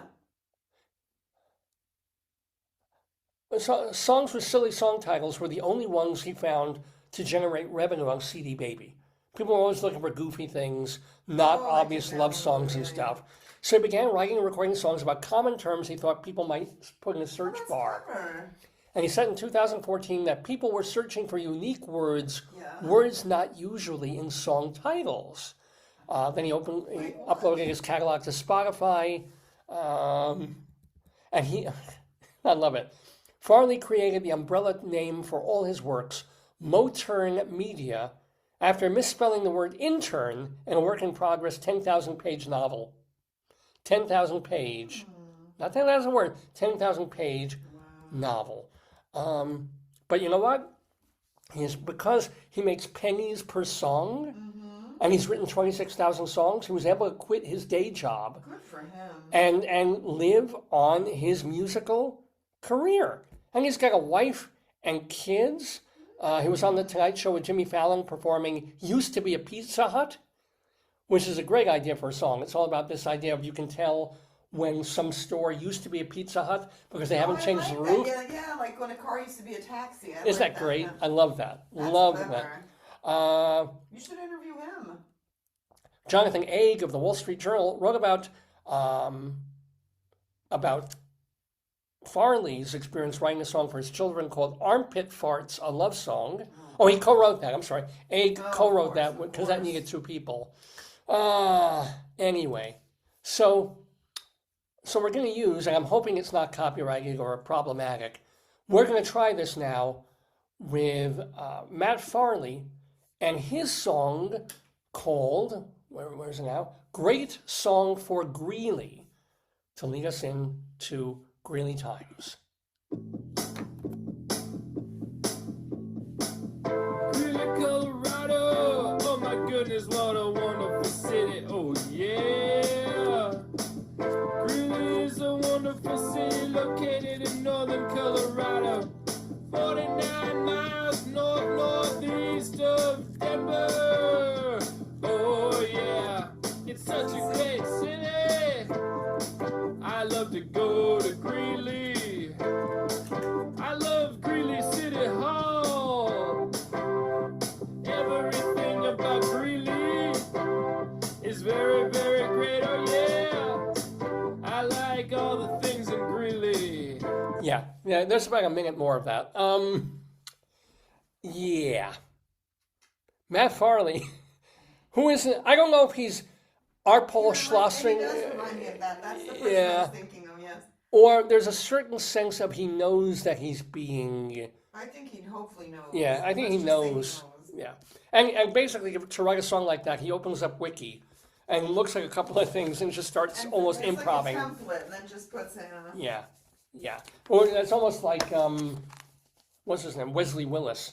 And it's like, Greeley, Colorado is a great place. It has a city hall. It rocks a magic kiss armpit. Greeley, Colorado. Greeley, Colorado. Greeley. Rock over London. Rock on Chicago. I mean, you know. And yet, we love and remember Wesley Willis. And I'm starting to love Matt Farley, quite honestly. So for giving us the new theme song for Greeley Times. Phone calls that come in to the Greeley and Weld County Police Department. Now, a phone call came in a few minutes ago.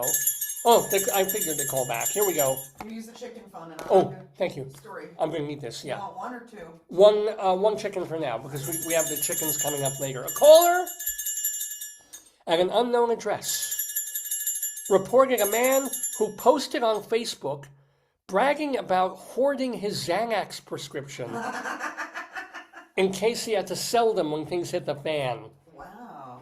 Um, Is that, well, I guess it's illegal to sell your own medication, right? but if things really do hit the fan, you're going to want to hang on to those pills. Yeah. Anyway. Do people still take Xanax? Is that still a thing? I don't know, maybe Greeley they do. Maybe in Greeley they do. That's a hot problem. In Fort Collins, they graduated to another med. But, another call. Go phone. Hey, go phone. Is there a problem?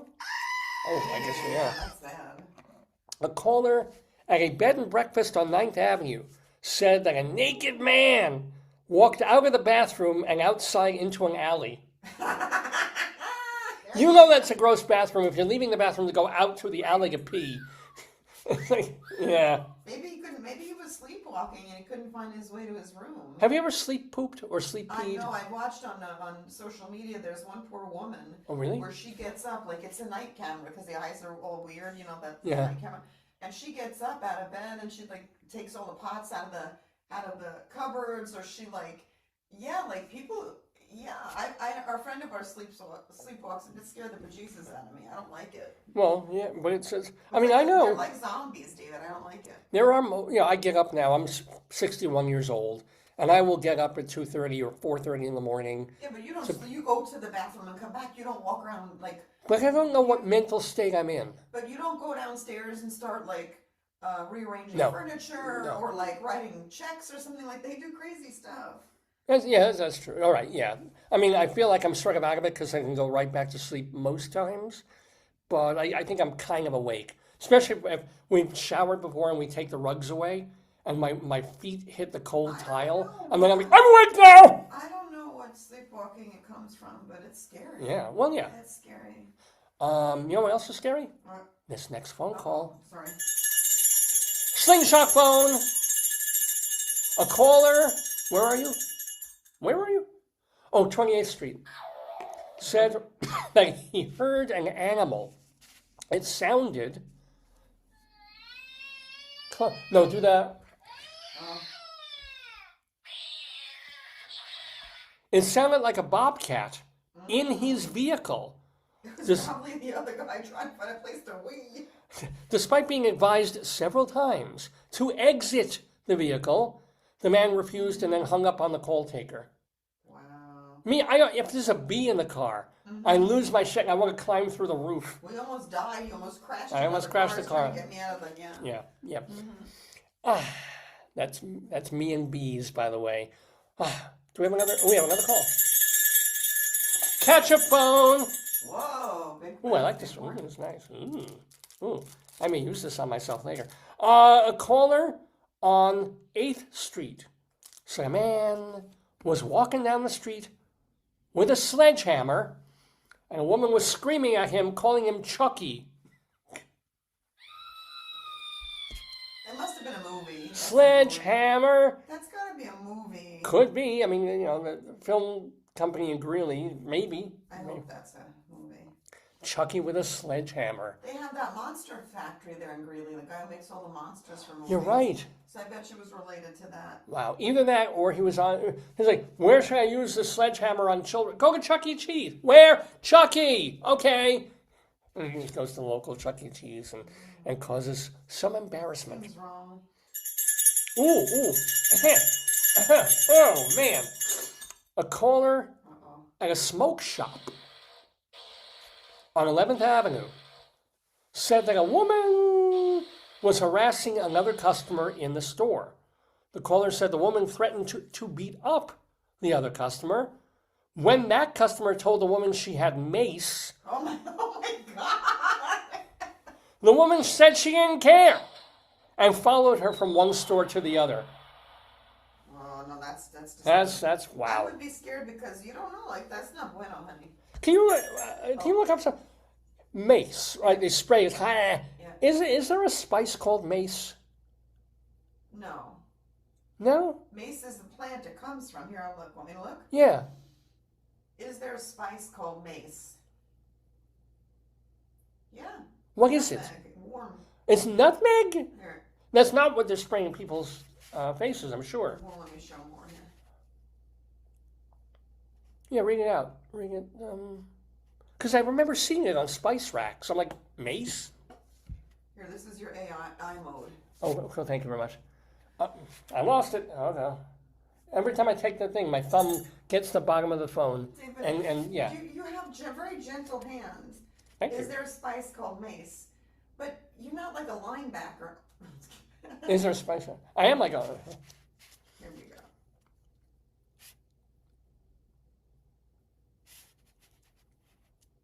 Anything? I'm gonna find it somehow. Yeah, just read it. Just Spice called mace.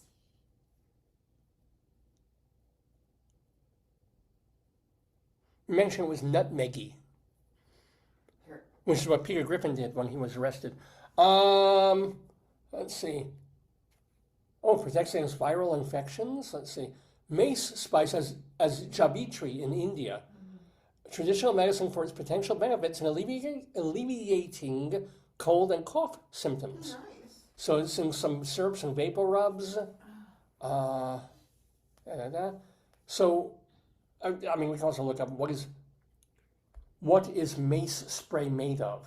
Nice. Because they probably use pepper for that. Oleoresin capsicum. Say again. Yeah, or so capsicum.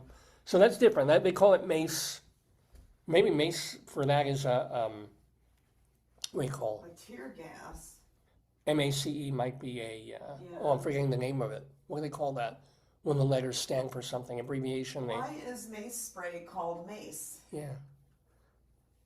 It says, while used interchangeably, mace is actually a brand name for self-defense sprays. Oh. While pepper spray is a type, it says the term mace became popular as generic, but it's from the company Mace Security. There we So go. that's why Probably it some was- guy named Mace. Yeah. So Yeah. they say like it's like it would be like I'm trying to think like we say not PDF but something like we say like a Kleenex. Or Yeah, no, I something. get Give it. me a Kleenex Right. or a tissue. It's it's really a brand tissue, name, it's but a yeah. tissue, but we're saying a Kleenex. But it was named after a guy. Wouldn't it have been wonderful if it was like a Jewish guy named Moish? Moish. And a woman's walking along the street and she sees a guy and he's following her and he's saying, "Oh, I have Moish." What about like Mendelssohn or Mendel? Mendel. Mendel spray. Oh, you sprayed me with Mendel. You dropped your purse. I was going to give it back to you, bitch. She Mendeled me. I'm calling the car. God, I got Mendel in the back of my throat. Oh, man. Fun times here. We don't know. I mean, maybe there is a one like that. Let's see. What else do we have here on Greeley Times? Any more phone calls that come into? sorry. Yeah. I'll do the glasses phone. I'm not even wearing glasses to do this. I should Give you be. another chicken, but use your laser phone here. Oh, yeah. Hold on. Come here, hold on. Give me your finger. Here, Oh, wait, use I'm going this. to put my... I'm gonna put the laser on the small ketchup here. Maybe special. This is exciting. Oh no. It's okay. Don't worry about it. Oh, try one more. How do I turn this? Because there's these little Jewish space laser things that we have for our fingers that... Turn on part. Oh, here. Well, I'll show you where your turn on part is later, huh? Yeah, look at that. Oh, beautiful. I'll put it in your eye. No, this is the space laser That helps ketchup guide phone, ketchup. That helps guide Potato where the ketchup is when he's hungry. and goes right to my ear. Hold on. A caller at an unknown address Wait.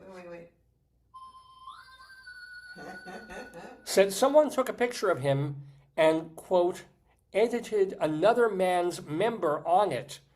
Caller said he had given a woman an app his phone number, Oh, no. and they come both on. swapped face pictures. That's a lie. You sent that, David. Well, no. This is his It's thing. somebody else? He then got a message with the edited photo, Yeah. ordering him to pay $35, or they would send the photo out to people he knew. So they doctored his photo, gave him a... All I know is if anybody did that to me, and they gave me like a 7-incher, I would be, please, send that to everyone. Send it to everyone I ever worked with, every girl who turned me down in high school. Please send that photo out. I don't care if it's black.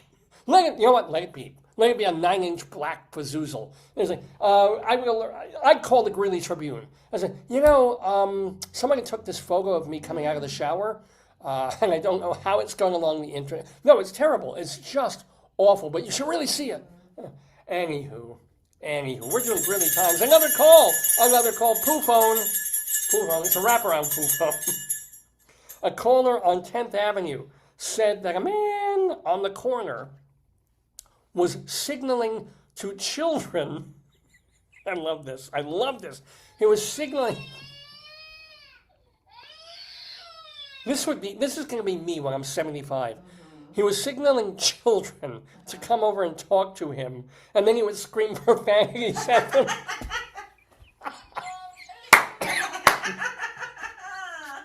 I love it. I absolutely love it. That's a man after my own heart. He's like a predator in the best possible way. Let's do one or two more, then we'll get an elsewhere in there. Horn phone? What is this? This is not a foghorn. Language is eluding me today. Foghorn? This is a Air horn. air horn. Thank you. Thank you very much. Either, but I thought you were doing foghorn, leghorn. Sometimes you get stuck on that.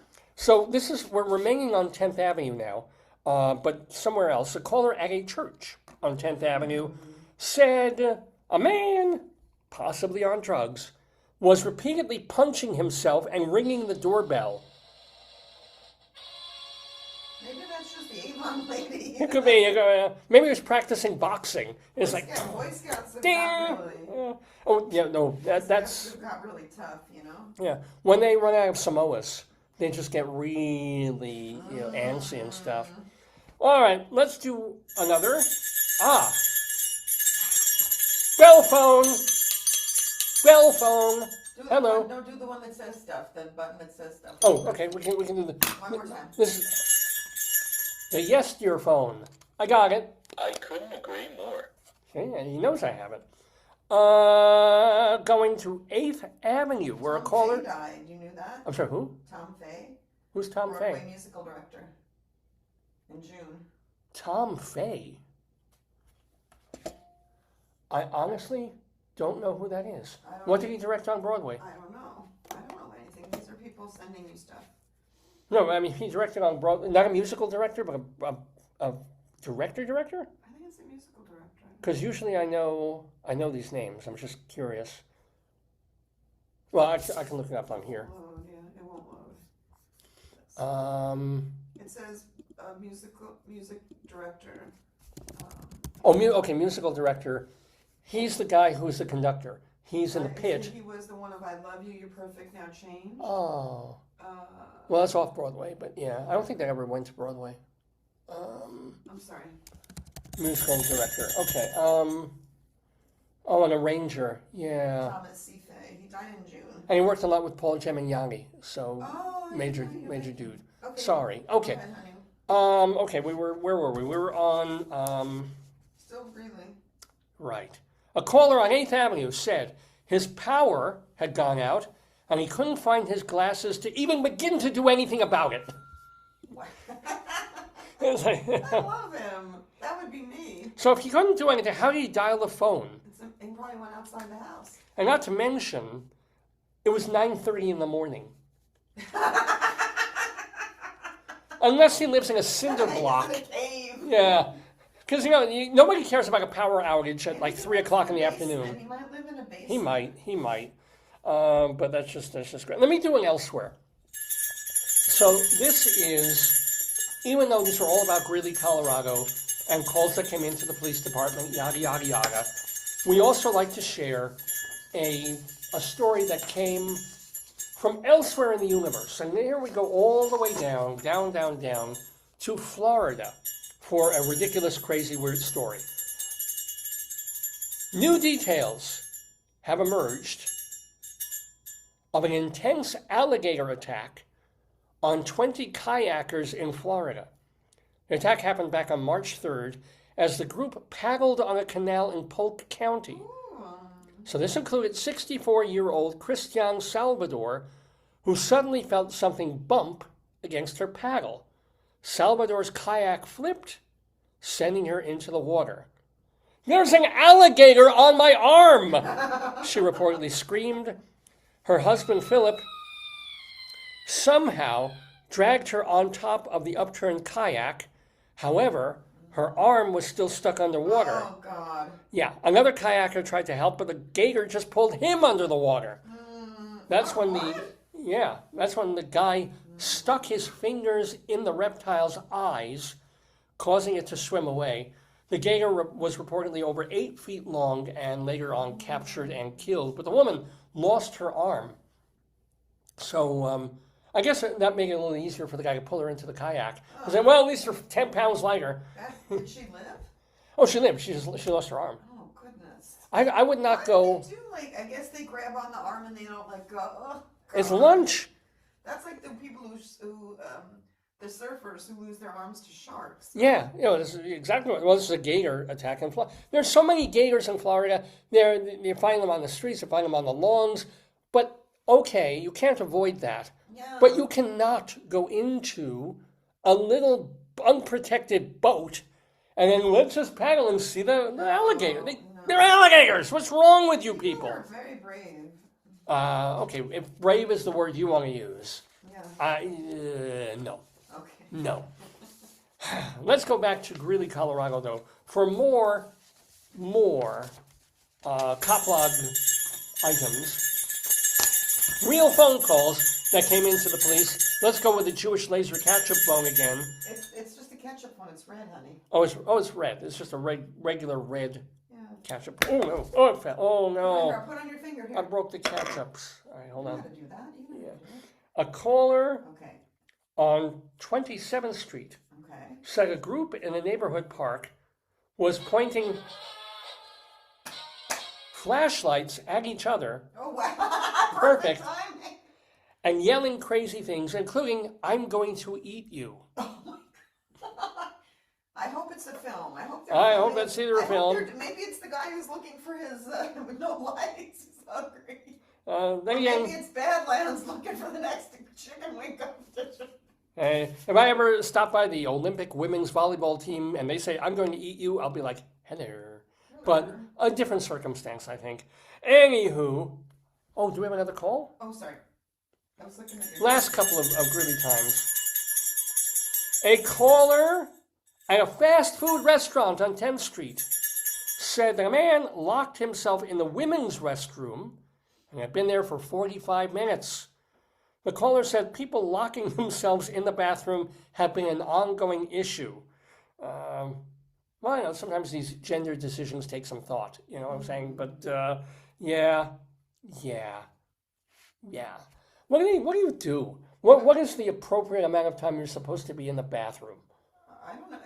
I think for PP, like less than a few minutes, and for the other one, a couple. You're not supposed to be in there more than, like when I wait online at like a bagel place or something, and people are in there more than 5 minutes, I'm like, there's no need for that. Yeah, either if they're Unless you have a cleaning. real problem, Yeah. or you're changing a baby's diaper or something, but... Because we had that story a couple of months ago of the Orthodox guy, he wasn't a rabbi, but an Orthodox Jew on a plane, and he was in the bathroom for like an hour with gut distress, and the pilot basically arrested him, pulled him out of the bathroom and said, he thought he was a terrorist or something. Oh, but he was making doo-doo? Well, or he was badly constipated, as I recall. He couldn't make doo-doo, which is, makes you wonder why he couldn't just sit in his seat. But He was making doo-doo, or he wasn't? he was trying to and couldn't. And he was severe, and he was going up and down, back and forth to the bathroom, then just staying in the bathroom forever. And then, his friend was with him, and they said, "What? The pilot was cursing at him and pulling him down and calling him a terrorist." He was like, "I can't shit." It's like, or maybe he said in Yiddish or something. But it makes you wonder, how long do you allow someone in the public bathroom before you get worried, before you break the door down, before you say, "You need to come out of the bathroom There now"? must be I would assume that for airplanes and stuff, they have rules. Here, let me ask. I wonder, yeah. There must be something do airlines have guidelines about how long you can be in the plane bathroom?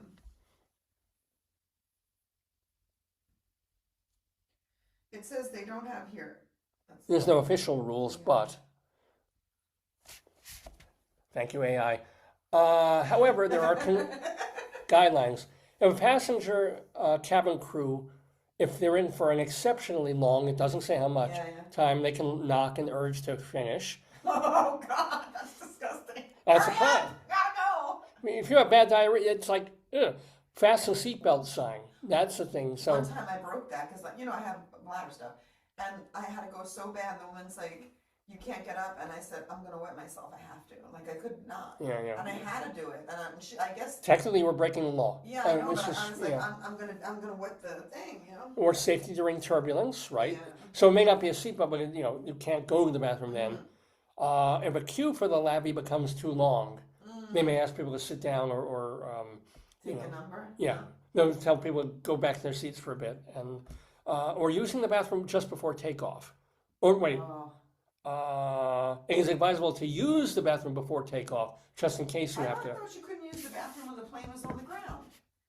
I think when you first come in, if you get there 20 minutes before taxiing and stuff, you probably have time to go. And then if it's a short flight, you might not have to go until you're off the plane again. I mean, I get that. That makes sense. But what I think they're going to have is they're going to get, instead of flight attendants, they'll have robots that will count. There's an exact amount of time. They should say, "Welcome, human. Would you need to do number 1 or urinate or defecate? Or There you do go. you have loose stool?" You have 8.5 minutes from now. And in 8.5 minutes, whoever's in there, Door opens. door opens. Like, and the robot automatically has deodorizer dispensers. And like and- Alexa, be like, if you need a flight attendant or some help, please say I'll help. Well, all right, yeah, actually, yeah. Because there are people who also they want to get out of the bathroom and then they're locked in there. That has Yes, happened yes. too. Anyway, let's do one more. David, I remember the guy, he was the weatherman, he was very funny. Oh, yes! On New York 1, and he went to Scotland, and as soon as the plane took off and he was able to go, he went to the bathroom, but he couldn't get out, and he spent the whole flight to Scotland. He was there. From New York in the bathroom. So that's about 6-7 hours, I think, literally It's a lot. on I mean, the it's toy. gotta be, yeah. No reading material, nothing. Probably before cell What I phones. didn't understand is why, it must have been a night flight, because why wouldn't anybody else get up to use the loo? Well, there's more than one bathroom Yeah, on. but you would say, like, because I notice when I have to go to the bathroom, if a bathroom's occupied for a long time, somebody would notice that. Oh, no, they noticed. They couldn't get him out. Oh, I didn't know that. I Oh, he was pounding on the door. I can't get out. didn't know that. And they couldn't open the door. He was stuck. He couldn't push out. They couldn't Imagine push if he's in. claustrophobic. They Oh. have to have a way to open that door. If they really had to break, but I guess they didn't want to break the lock. But I mean, Yeah, come on, David. yeah. What happens if it was like, if he needed insulin or something and he's trapped in there? Like, Well, God forbid. I don't know if there's, a thing under the door that's wide enough. There should No. be. They really don't do that on planes. Like the door to a bathroom should have enough room well, to they probably put a want people sandwich. next to it to hear the farting and pooping. Yeah. You know? No, but think about that. So that there's always a way to do Or they could have like a little thing of flip where you open the flipper, like in prison, where you could put the food through. that too. Yeah, something so that there's a communication back and forth and an ability. As you don't see the person. Because, I mean, when you go to the bathroom in any stall in a building, Yeah. well, there's like a whole, you can climb out. pass toilet paper from side to side underneath. Yeah. Technically, you could probably crawl out. Oh, you could. If you really got stuck. Yeah.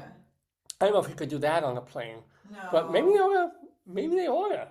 I don't know. They gotta fix something. Even on like Amtrak too and stuff, they gotta fix bathrooms in the. Well, yeah.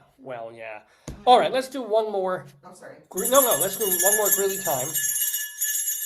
And here we go. Okay, you tell me, because this is the last one today, which implement. The button.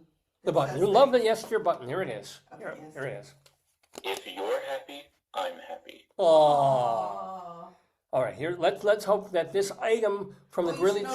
you should say the item, and then this is the police response when they hit the button. Oh, Yeah, you're okay, right. so- You're right. That's the way to do it. You're right. We'll do it again. So tell Okay. us, Here- say what the caller asks, and then the button's the police response. A caller at 17th Street said that her son's car was stolen, and she thought she had spotted it at the intersection. Police located the car and confirmed it was stolen, but was not her son's car. I'd love to. Another one. Yeah. What'd they say? Well, let me do another one. Okay. A caller on 8th Avenue said that a taco truck at the intersection, Taquitos de Leon, a taco truck at the intersection had brought lots of traffic and people were being loud. Well, an officer responded. I couldn't think of anything I'd rather do. And the policeman said he didn't even notice more than moderate noise at all. We do have a recording of the noise heard outside of the taco truck. Oh.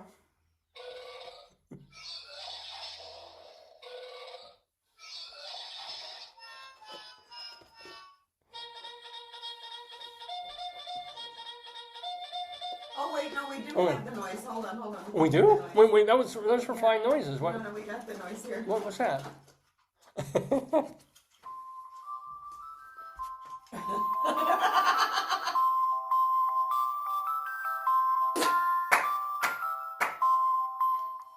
Excellent.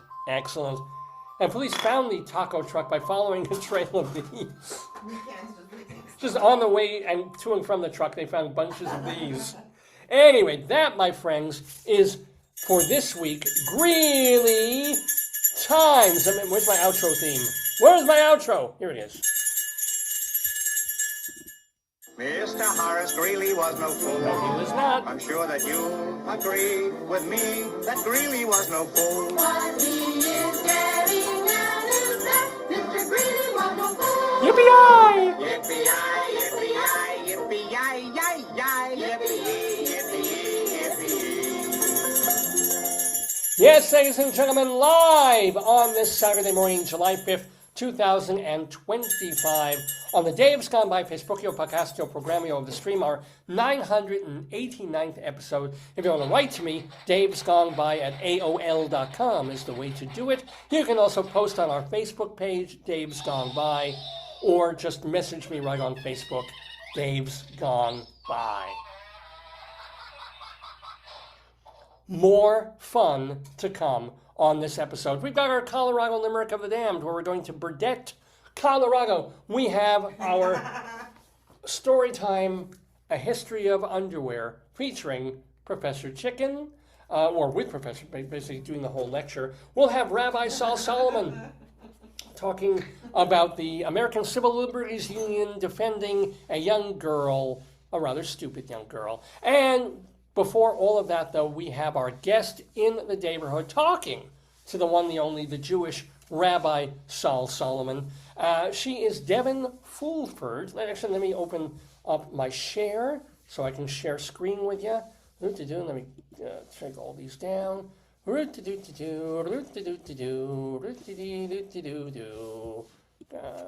this down. All these things. Come on. Do I need Microsoft Pages? Maybe. No, I don't. Okay. Now, let me open this up. Here we go. Let me open this up also. That'll do. So, I also have theme music now for... I hope copyright doesn't get this one. This is theme music now when we have a guest. A guest in the neighborhood. Where did I put it? Where it should be guest. Interviews. Here it is.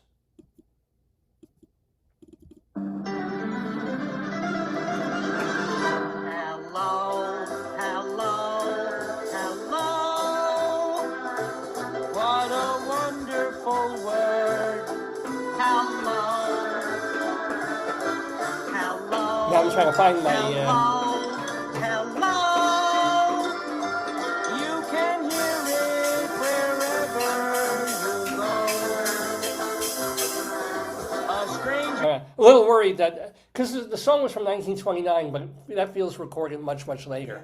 So I'm a little bit worried about that one. Yeah. So I'm going to cut that one off. But just in time now, I'm sharing my screen here on Dave's Gone By to share with you an interview that Rabbi Sol did with professor at CSU, Colorado State University of English, and also a published poet out there in Colorado. Her name is Devon Fulford, and we've got her in the neighborhood. Oh, shalom, my friends. Shalom, my enemies. This is your old pal, Rabbi Sol Solomon, founder and spiritual leader of Temple Sons of Bitches in Great Neck, New York. And what a delight it is for me to be chatting with a poet. We've had a lot of writers on the show, right?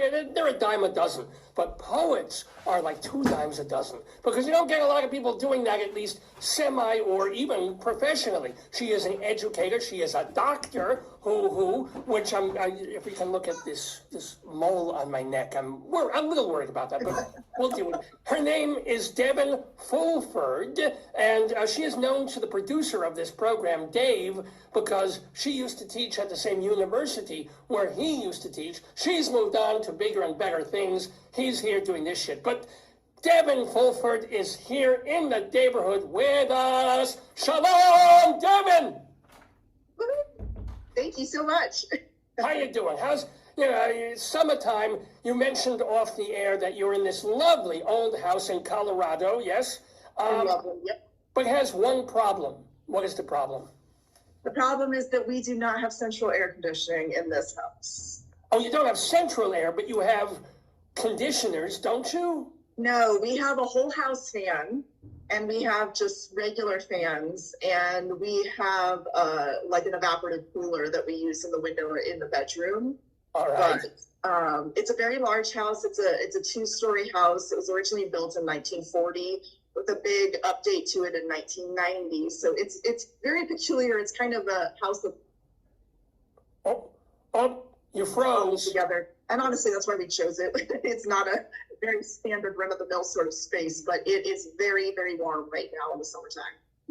So would it kill you to have one room where you get a Fedders 5,000 BTU something? I mean, what would be so terrible?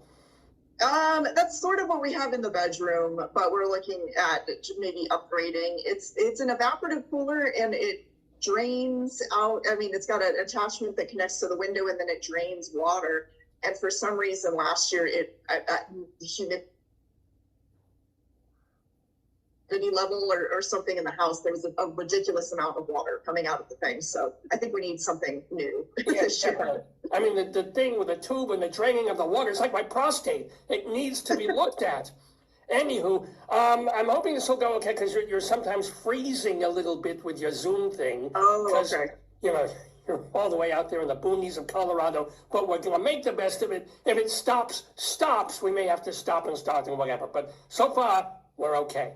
Anywho, so you are now teaching at Colorado State University. You made a leap from UNC to CSU. What are you doing there? You're like a head of something and faculty director. What are you doing there? I moved over from UNC to CSU in 2018, and I've been in the English department teaching since 2018. As of July 1st, actually, I have a new role as assistant teaching professor, and I am also the director. This is also another brand new role for me. I'm the faculty director for the Literacy Through Prose and Poetry program, which is a wonderful program where we actually get our grad students who are pursuing a master's degree, mostly in fine arts and creative writing, but also composition students, or we also serve English education students in the department. So really anybody who's interested, we pair them up with a local school in Fort Collins, and they go and actually teach poetry to young folks in the community. So it's pretty exciting. I'm very grateful to have been chosen to take this program over. Our young people, back in the day, they would have been really resistant in poetry, but since rap and hip hop and trip hop and polka have taken that all over, are they much more like, oh, poetry is just like, music without the music? Yeah, I think so. I don't have a lot of experience actually teaching young people. When I started teaching at all, I was teaching at a treatment facility, and it was mostly high school age students. And I could teach them poetry all day, every day because of rap. I mean, they had such a connection to it because 90% of them wanted to be rap artists. And then, I mean, I think for that group of kids, they found a real connection to expressing really hard, dark stuff through poetry. And it worked really well for them. Is that what got you? I mean, you were pre-rap when I'm sure you first got into, but what got you into poetry, especially as opposed to being to be a writer to short fiction or other things?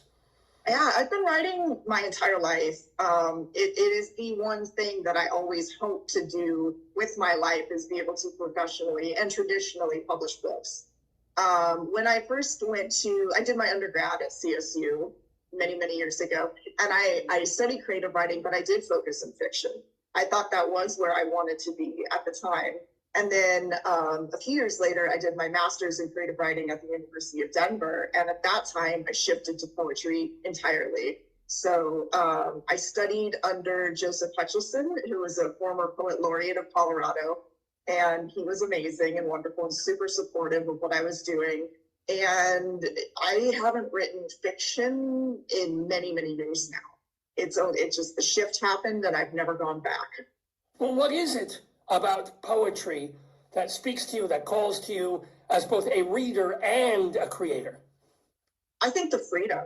I think for me, I'm very nonconformist, non-traditional. I don't necessarily adhere to the old school ideas of rhyming and verse and all the things that I kind of feel like have always kept poetry at a distance from people. In the academy in particular, the students don't have a great interest in poetry because there's gatekeeping, right? It's like, oh, I can't understand that. It's too lofty. It's too above my head. I'm not going to get it. Therefore, I won't get anything out of it. So thankfully, I think in the last, I would say 15, 20 years probably, there's been this enormous surgence of spoken word poetry that has become so popular. It's become a complete art form to itself. I don't do it myself, but I have great respect for spoken word poets. And I feel like that's opened the door to younger people, to people who don't necessarily have an academic background in studying writing, and who are just really passionate about creating art in a different sort of way. So I love that.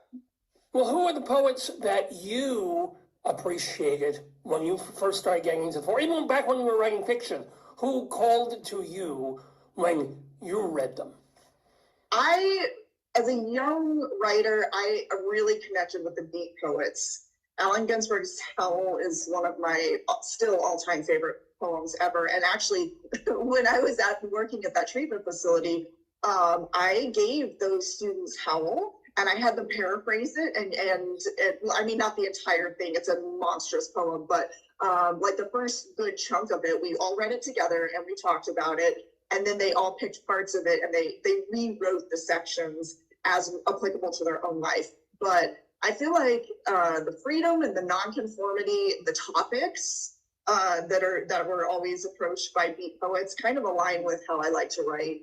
I was also really into the punk rock music scene as a young person, which has really stuck with me. It's not something that I got old and got over, as a lot of people claim that you will. It wasn't just a young person thing for me. And it's much more of an identity. It's a mindset more than like a fashion trend for me. And I definitely see a lot of that kind of thumbing my nose at the system, talking about, I always like to say I like to talk about topics that make people squirm, things that are a little bit uncomfortable in American society in particular. So things like death and sex, I like to write about those things, and I like to talk to my students about those things because they're quite taboo. I hope you tell them not to have sex with dead people. Always. I mean, you can complain them, but not that way. It's not a good thing. I've had parishioners try it. They get stuck. It's bad. It's just plain bad. Speaking of the whole punk ethos, if you don't mind my using the word ethos, even though I don't know what it means, does that explain all the tattoos? You'd have a lot of artwork on the parts of your body we can and can't see. What was the deal with the taggy things? Yeah, I mean, I definitely think that's something that kind of can be inspired by alternative sorts of scenes, which is different now because absolutely every young person has tattoos. I didn't immediately start, some of my ink there. I didn't immediately start getting tattooed as a young person. I actually waited until I was in my mid-20s before I started getting tattooed. I don't know. I mean, I think there's an obvious connection. It's a look that I've always liked. I liked seeing art on people's bodies. And I was able to connect with an artist in Fort Collins who I knew him before he was ever an artist. And now he worked his way up through being an apprentice and being an artist and putting in his time. And now he owns one of the two, well, actually, I'm not even sure they're both still open, but historically, it was one of the two oldest shops in Fort Collins. So are the ones who have, are they ornamental, or are there any really meaningful, like, this is they're love or all something? meaningful. They're all meaningful. Every single one has a story. Yeah, and it's neat to be able to work with my artist because I have absolutely no drawing artistic talent whatsoever. My art is very much words, not pictures. So I am able just to convey an idea of what I want, and he just draws it. And I have never once had him draw something that I didn't love and didn't approve to put on my body. So it's interesting having that kind of a trusting relationship with someone. But are you going to run out of space? The thing is, I mean, are there more coming, or are you done? Because after it's going to have to be your forehead or like under your nostrils or something. Yeah, nothing on my face and neck right now. I actually do still have quite a bit of bare skin at the moment.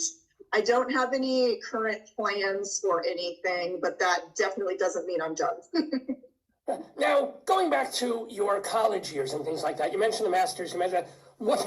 I'm curious, what was your dissertation on? Because you are a doctor, not an MD kind of doctor, which is problematic because I put aside several appointments today in order to be examined. But what did you write about for your big ass, like, give me my doctorate, please? Yes, so I did what was called a narrative inquiry study on the cultivation of empathy amongst students in the humanities classroom. So I studied empathy, where it comes from, why we have it, and how to bolster it, how to make it better, make it more useful, specifically to students. So my research participants were students, and the narrative inquiry model uses stories as the data. So I interviewed all these students and essentially took their stories and turned them into my dissertation and my research that I published.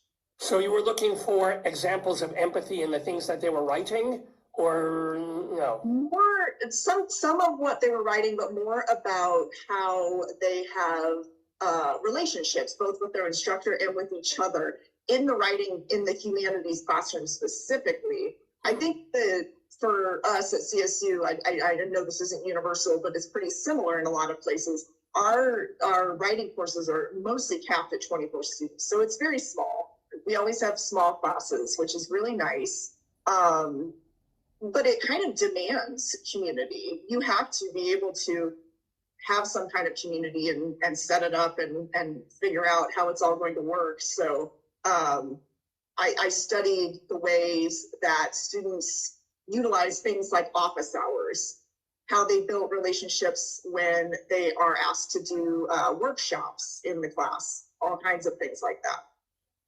What did you conclude?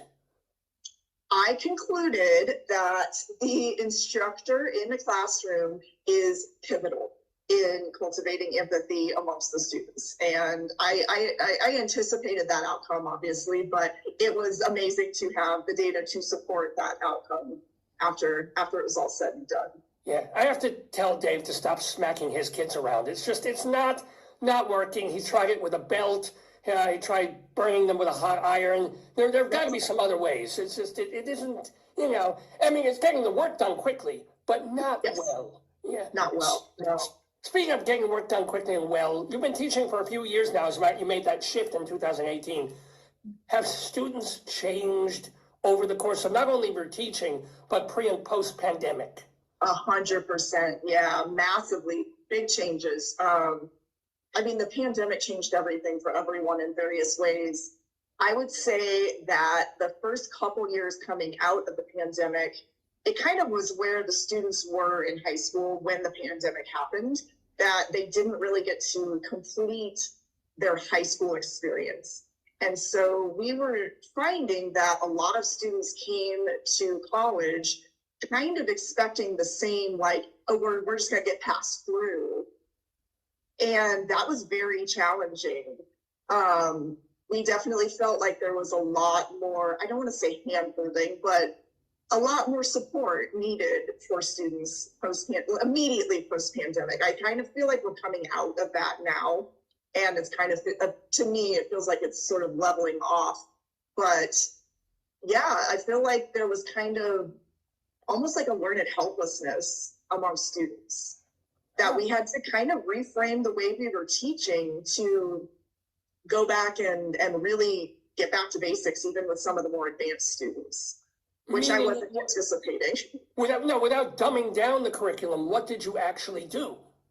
Things like, so obviously most of the students had to go to a fully remote setting, which made you think they would be very familiar with, like Zoom, for instance, or the Canvas learning management platform that we use. And no, not at all. It was so much more about like, I need to walk you through these very seemingly simple and self-explanatory steps to come to a basic level of understandings. Things that we would have taken for granted before the pandemic that students weren't getting, and we were going, what's going on? Why is this happening?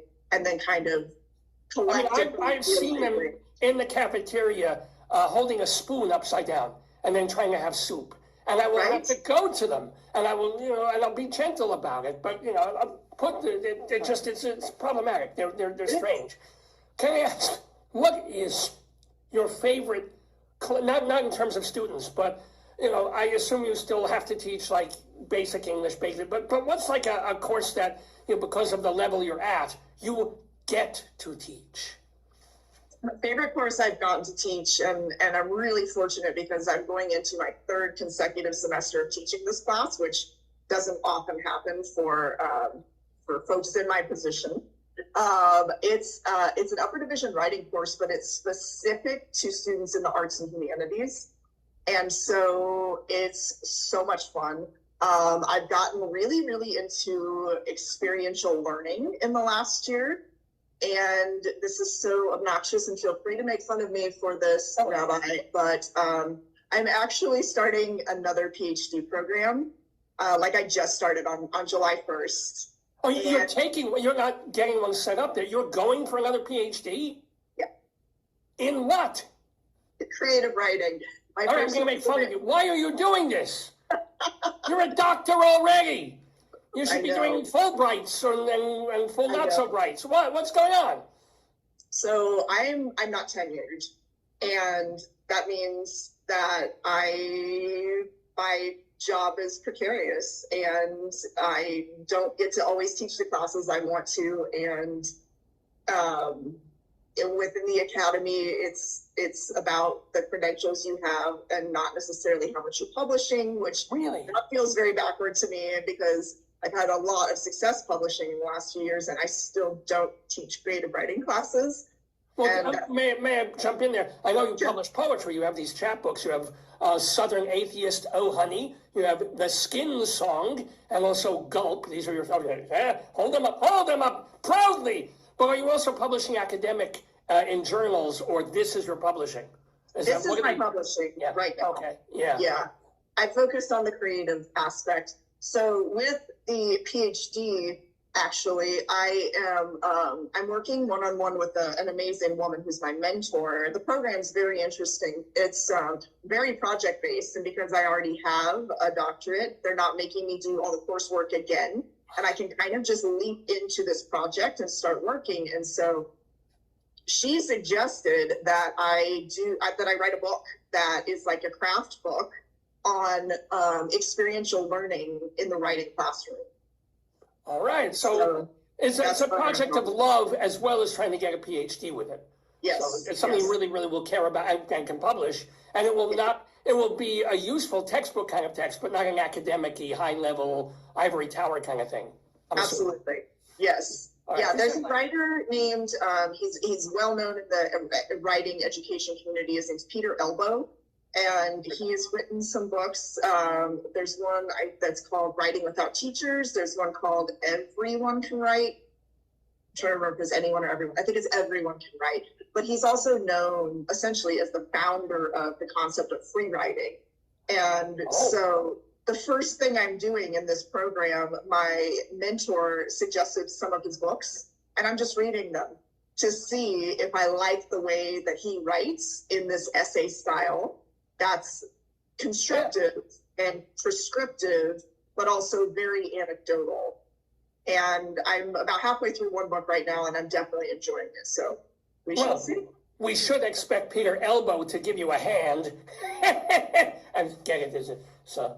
Joke. Anyway, we're talking with Devon Fulford here. She is a professor. She's also obviously a poetry book writer. So take us to the moment that you learned your first book. Was that Southern Atheist, Oh Honey? Was Yes. That you knew it was going to get published? Oh, this is such a, thank you for asking about this. Oh, yeah. This is the fun story. So the publisher that ended up publishing this book, I had submitted some individual poems to, and they published them in their online journal.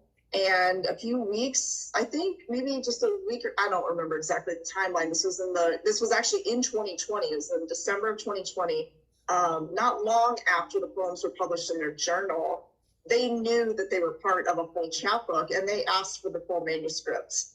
It's like the writer's dream, to actually have a publisher ask for the manuscript, and that's what happened. So I sent them the full manuscript, and it took about a month of waiting and biting my nails all day long and just sitting on pins and needles. And then one evening, I got the email.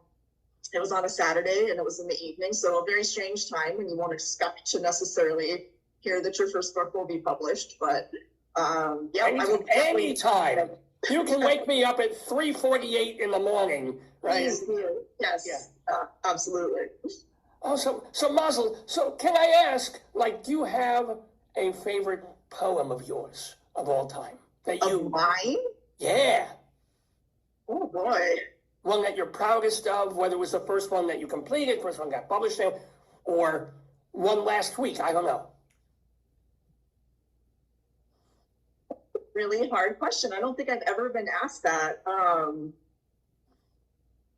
There's a poem, it's in both. So the Skin Song is kind of like a pamphlet, and it's only 16 poems, but all 16 of these poems are in Gaul. Oh, and okay. So but the titular poem, The Skin Song, is in Gaul. And I would say that poem really means a lot to me. I got to read it at a poetry reading in Fort Collins just about, I guess about 2 months ago now. And it's set in Fort Collins. It was about a very, very challenging time in my life. And being able to read it aloud in that setting was weirdly cathartic in ways I wasn't expecting. So that was fun. That was cool. Was this, and feel free if you don't want to talk about, but you've had some health issues. Serious stuff over the past year or two or three. Yeah. How are you? What was it? How are you? I'm okay. I'm not yet in what they call remission. I have a really peculiar and fairly rare autoimmune disorder called pemphigus vulgaris, which is the most disgusting name. But it's fair because it's a fully disgusting disease. It's a blistering disorder. And it first came out in my gums. I was having all this problem in my gums, and so I first went to the dentist. They didn't know what it was. They sent me to a periodontal specialist. They didn't know what it was. My normal, PCP didn't know what it was. I had a holistic doctor who couldn't identify it. I was just going through all these doctors, and it was just getting worse and worse. So it started coming out of my skin. I had lesions on my scalp. My back was just I felt like a leper. It was like raw flesh. It was so awful. Was it painful or just unsightly? Unbelievably painful. So it comes up in tiny little blisters that itch like crazy. And if you scratch them and break them, they spread. And then they're super, super painful. And not having the diagnosis was absolutely the worst part. That was terrifying. Yeah. And from the time I started presenting with symptoms until I got my diagnosis was almost a full year. I finally had my holistic doctor recommend, like nothing we were doing was working. I did blood testing for food allergies along a super restrictive diet. And I mean, I did all kinds of different stuff. And eventually he sent me to a dermatologist who did a biopsy and was able to identify what it was that way. And then for my treatment, she sent me to a rheumatologist. So my care team is just, enormous with all these people on it. But I do infusions now. There's a particular infusion. I only have to get it once every 6 months. I get it 2 times, 2 weeks apart, but only every 6 months. So that's not the worst. It's not blood or plasma. So what are they getting? What are they putting in you there? It's a drug called Rituxan, and they use it for lymphoma treatment. It deeply suppresses your immune system. So it's the only FDA approved treatment for my disease. And yeah, So do you have to be in this is not a joke, do you have to be in like a bubble for a week or two because you have no immune system? Or you have to be in a hospital? What? So I don't have to be in a hospital. The first year I was doing treatment, I actually had an accommodation through the university to just teach remotely. So it was really hard for me. I actually ended up getting another full-time job that was remote as well, but I hated not being in the classroom. That was awful for me. So as of last fall, I went back into the classroom. So this past year was my first year back. I'm just super careful. I do a lot to supplement and support my immune system, so I don't get sick. I don't tend to get sick much anyhow, but I try to. Well, actually, one thing I also noticed from your website is that you were involved on some level with the Parkinson's Disease Foundation.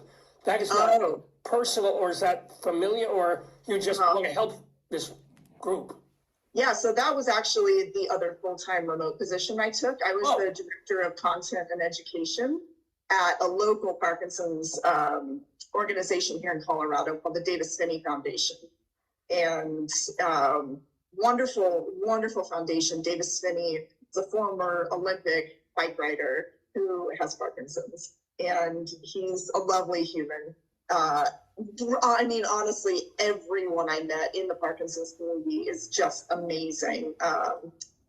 Yeah, it was tough. It was a tough role. I didn't love working remotely, honestly. It was a big thing for me to be able to be in a classroom and be there present with students. I wasn't getting to do the same teaching either.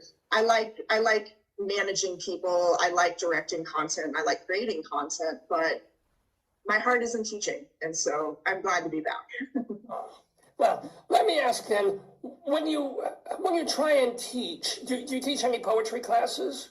I have taught, they're considered a literature course, but I have taught like the intro to poetry course before. How do you teach writing, if that's part of it, if they have a chance to write and something? I mean, it's one thing to say, a story doesn't make sense or things are misspelled, but if they're saying it doesn't rhyme, it's not supposed to rhyme, it doesn't stand, it's not supposed to stand, how do you critique? Depends on the assignment, I think, or project, I should say. They all have different parameters, but I teach, I would say maybe topical based to start. I like students to have a lot of agency in what they do, and so they get to pick topics like almost for everything in all the classes I teach, the upper division comp, lower division composition, all the classes, they get a lot of choice because writing is hard. And it's not something people enjoy doing for the most part. And it's not something people even really work to do well. And I mean, with the onslaught perhaps of AI technology. Oh, the word, you use the letters. Oh, yeah. No, I'm sorry. If something bursts into flames, I won't be surprised. I'm literally going to redirect you there, because as a professor who's getting essays and things from people in your other English classes, I mean, where do you draw the line? What do you allow? What don't you allow? Because it's Meshuggah at this point to say, you can't use AI. What can and can't they do? So they cannot simply generate content with AI.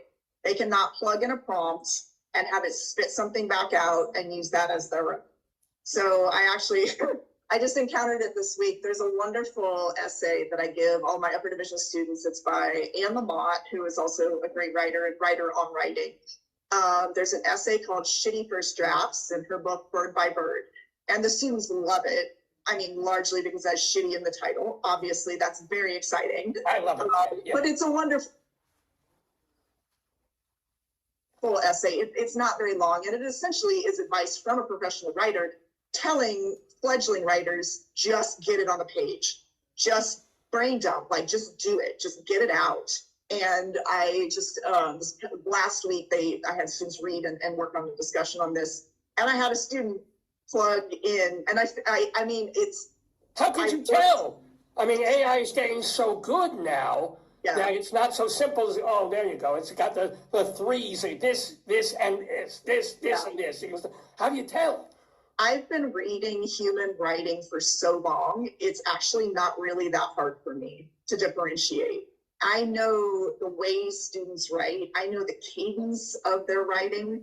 And it was so obvious when I was reading through this post that essentially they had just said to the AI chatbot, what is the purpose of Anne Lamott's essay, Shitty First Drafts?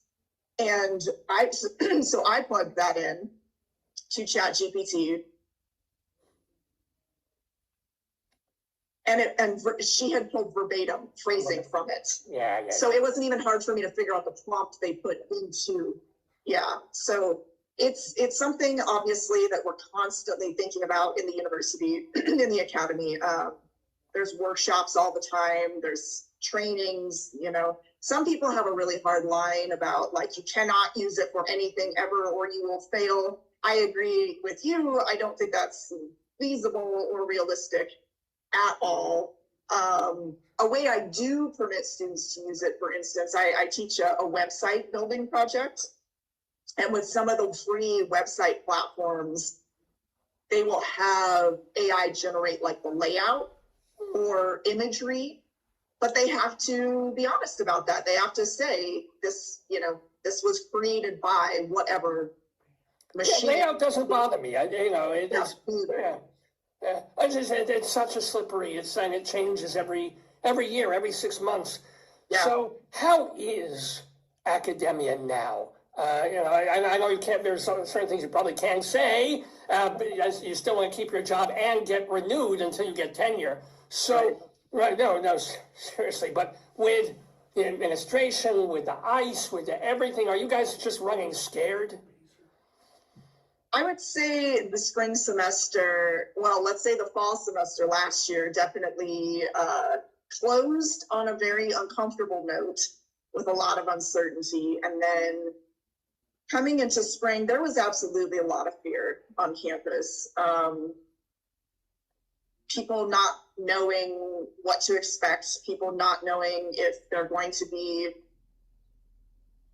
punished, for lack of a better word, for simply being, honestly. I mean, the one personal story that I have about this that's just heartbreaking to me, I had, in my introductory composition class I taught this spring, I had a Hispanic student who dropped out and went back home to Arkansas because they were just verklempt about it. They thought you'd like that one. No, I thought you were going to say they were shipped back by ICE to some country. They just went to Arkansas. Well, their parents, which is worse than most countries anyway. But yeah, sorry, yes. Exactly. I know. This is why it's so sad. Their parents were so terrified they hadn't left their house in weeks. So this student had to drop out of school and go back to Arkansas to take care of their parents and just like they were the oldest child. I think there were three children in the family, if I remember right. And they had to go be the adult at 18 years old. And it just was awful. Yeah, I'm not even an adult now. I play along on TV, essentially. Right? We've been talking with Devon Fulford. She is the author of three books of poetry. Southern Atheist, Oh Honey. It's like something, I know that sounds confusing. Southern Atheist with a colon in the middle. Oh Honey, the Skin Song, and then also Gulp, although everything in Gulp is in the Skin Song, so you're quite honest. Other way around. Oh, everything in Skin Song is in Gulp. So really, if you're Jewish, you're not going to be spending money on But let's talk very quickly to finish this out, some positive and fun stuff about your life. You're married for a few years, yes? I have a partner. We're not technically married, but we... Living in sin. Oi, oi, oi. How dare you? So, how long have you been with this partner person? Over 14 years. Mazel, so you're one of these free people, you're never going to put a ring on it, or is that what, no? No, see, this is what I'm saying about my punk rock ethos. I don't believe in traditional marriage for the most part. I don't believe in traditional a lot of things. All right. Well, is he your first line of, like when you write a new poem or something, do you show it to him, or is he like the last person? That you want to show it to strangers first? That's a great question. It's been both. It's not consistent. I write kind of in a bubble. I kind of isolate myself, and I don't often show what I'm working on to anyone. And I've written a lot in the past year. I actually have a 4th book coming out soon, and I have a full-length manuscript and 2 other chapbook manuscripts under consideration right now. So I have written so much, and I actually have been challenging myself to share more of my poetry. So I've been making some kind of aesthetically pleasing posts on Facebook where I'll pick a poem and I'll couple it with a wonderful photo and share it there. But one of the chapbooks is actually kind of a love poetry, and it's all about my partner. So I did share some of that with him recently. Oh, mit Mazel Miklik. This is, and what does he do? I'm curious. What is he also a teacher person or what? No, probably one of the reasons we complement each other well. He has worked in finance. His background, actually, he got 2 bachelor's degrees from UNC in finance and economics, and he's been working in financial systems for the last while. So he has a job. He works from home. Yeah, he loves it. He's happy with what he does. And this allows you to write poetry.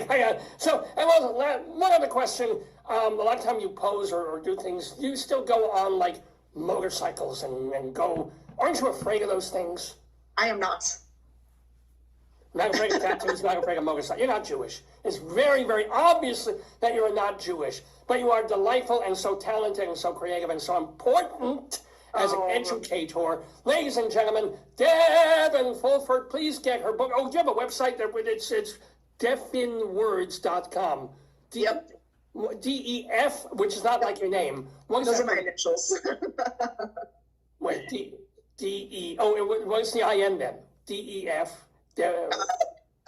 So like Devon Elizabeth Fulford in words. Deaf in words. I get it now. I spent all night puzzling that out. I got no sleep.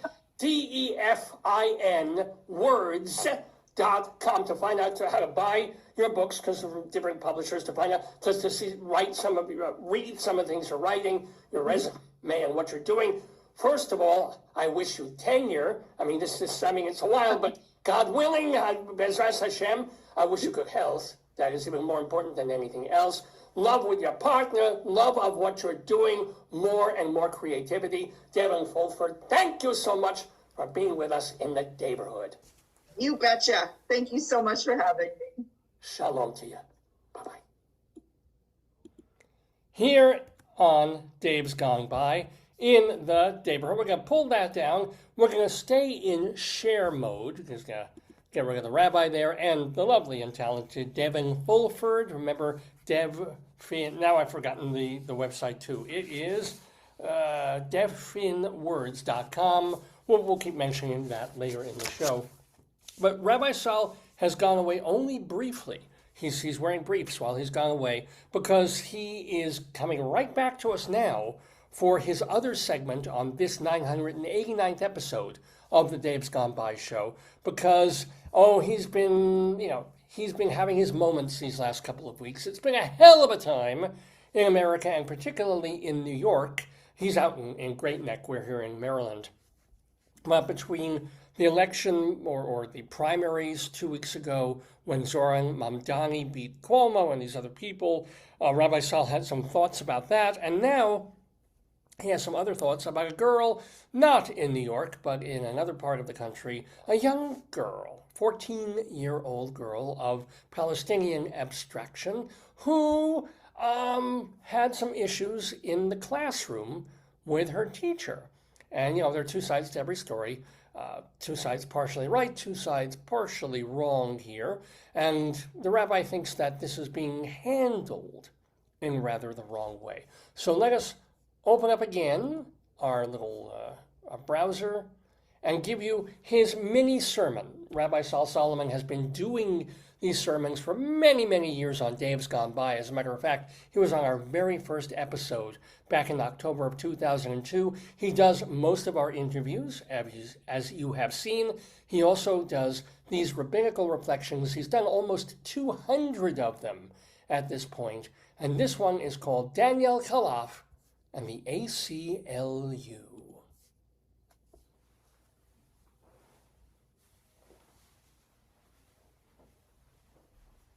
Shalom, damn it! This is Rabbi Sol Solomon with a rabbinical reflection for Independence Weekend 2025. Hatred to the right of us, hatred to the left of us, especially to the left of us these days. Jews can't look at the news without nitwits giving us grief and bigger nitwits lauding and defending them. The latest example comes to us from Detroit, Michigan, a city with so much Muslim integration, they might as well call it baby Beirut. However, these people are not illegal terrorists. They are citizens and immigrants working, striving, paying taxes, and sending their kids to school. One such kid is 14-year-old Danielle Khalaf. Of Palestinian origin, she does not like Israel very much. She also presumably watched one too many NFL games and noticed athletes taking a knee rather than standing for the Star-Spangled Banner. Well, little Danielle thought, this is my chance to change the world, because who doesn't take their political cues from a precocious, pubescent adolescent at East Middle School? Instead of rising and saying the Pledge of Allegiance to the flag of the United States of America, as millions of children have dutifully done since 1892, Kuki Khalaf stayed seated and silent. That is her right as an American citizen, the prerogative to criticize the government, to wave the flag, wear the flag, or burn the flag, to buck peer pressure and march to your own drummer, even if the drummer plays like Lars Ulrich.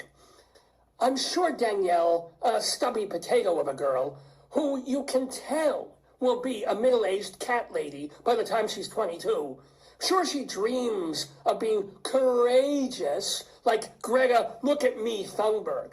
But Khalaf is far from the first person to pass on the pledge.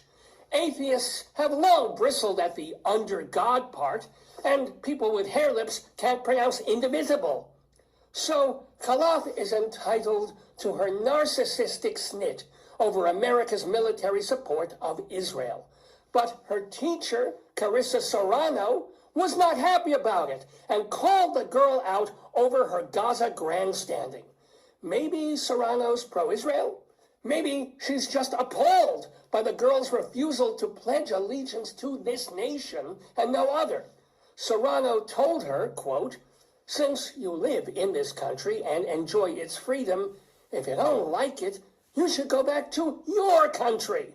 When the girl repeated her sit-down protest the next day, Serrano called her disrespectful and said she should be ashamed of herself. That hurt Danielle's feelings. She was traumatized, she said. Aw, so traumatized, she taggled to the American Civil Liberties Union. They filed a lawsuit against the school district and the teacher for violating Khalaf's rights and for making her suffer, quote, extensive emotional and social injuries. If a snowflake melts in a cafeteria, does it make a wine? Nabi Ayad, a spokesperson for the Arab American Civil Rights League, rebuked the teacher in the press, calling her insensitive for picking on a student who was merely exercising her constitutional right. The school district then said it had taken appropriate action against Serrano. And maybe that's reasonable. A teacher should display more maturity than a 14-year-old over whom she has power. And the woman's response to Khalaf was harsh, disparaging, maybe even inappropriate. Serrano acted in the heat of a moment that she might have finessed or counted to 10 and avoided. But she also spoke her truth. This teenager thumbing her nose at America hurt the teacher's feelings. So why isn't the ACLU defending her? Why does Princess Jasmine get to snub the Stars and Stripes? A slap in the face to everyone who ever fought and died for this country, by the way. Why is her free speechlessness protected, but the teacher's isn't? Serrano didn't smack the kid. She didn't dock her grade. She didn't put baby in the corner and make her wear a dunce hijab.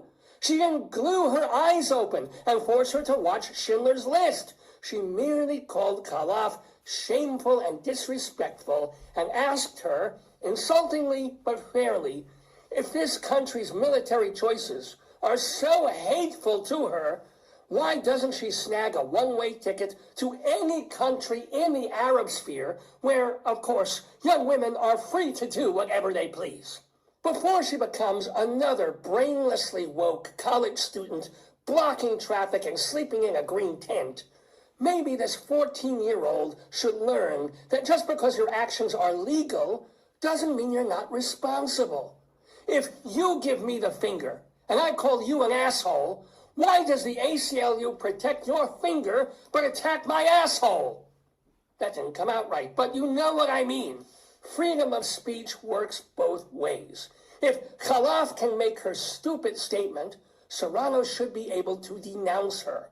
The school district then has the right to chastise Serrano, while patriotic parents have the right to berate the school. Nothing is more American than a free exchange of anger, mistrust, and derision, all of it protected, as it should be, by the Founding Fathers.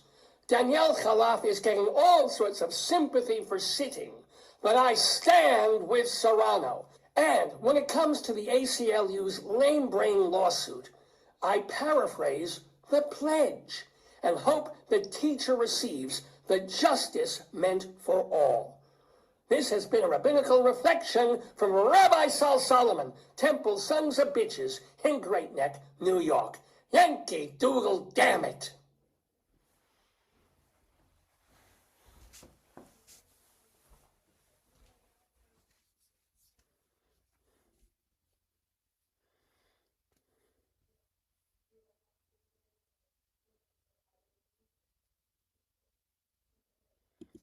Yes, ladies and gentlemen, we're back live here on Dave's Gone By on this Saturday morning. It is July 5th, 2025, day after Independence Day, so a very appropriate time for Rabbi Sol to be offering his thoughts there. And remember, shalomdammit.com is the place where you can hear and read all of Rabbi Sol's rabbinical reflections. You can also watch his stage show as it was recorded at the Richmond Shepherd Theater back in 2012, I think it was, as well as all the episodes of his hilarious TV show, Shalom Dammit, Rabbi Sol Solomon's Peace, Love, and Acid Reflux Hour, as it aired on Long Island cable television.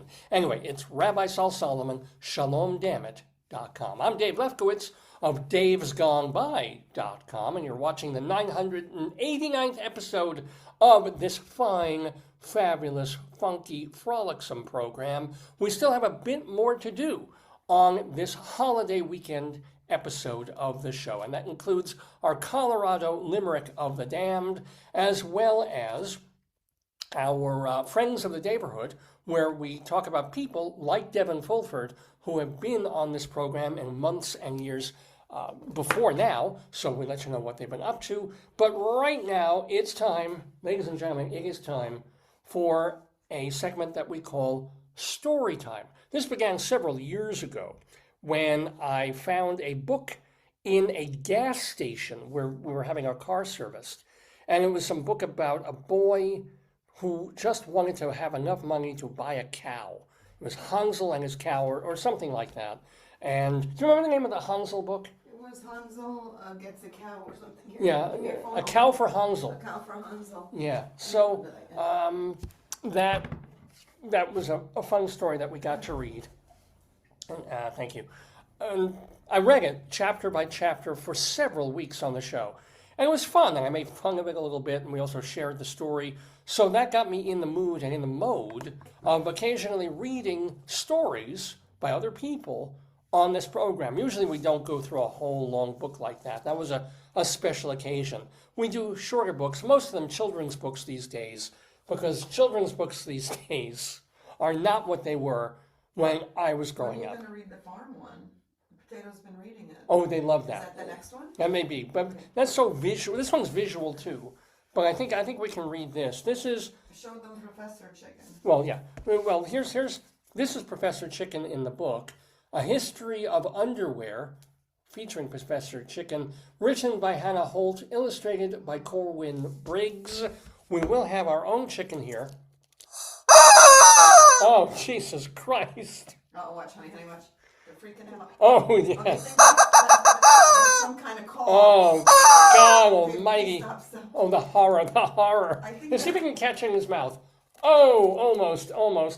All right. Let's try it. Let's try with him. Ready? Oh, wait, hold it. Oh, almost. We got it. Oh! Okay, but There you go. one more. Anywho, there's one more. Oh! Last one. Hold on, okay. Last one. Whoa, perfect! Oh, good job. All right, here we go. Professor, we'll have Elvis Chicken, but I don't know. I don't know why he's wearing. What kind of show is this? I'll tell you one thing. He was marked down to $7. I think we got him cheaper than that at Marshall's. Oh, yeah, we got him. I think he's a dog toy, but please stop doing that. Okay. Thank you.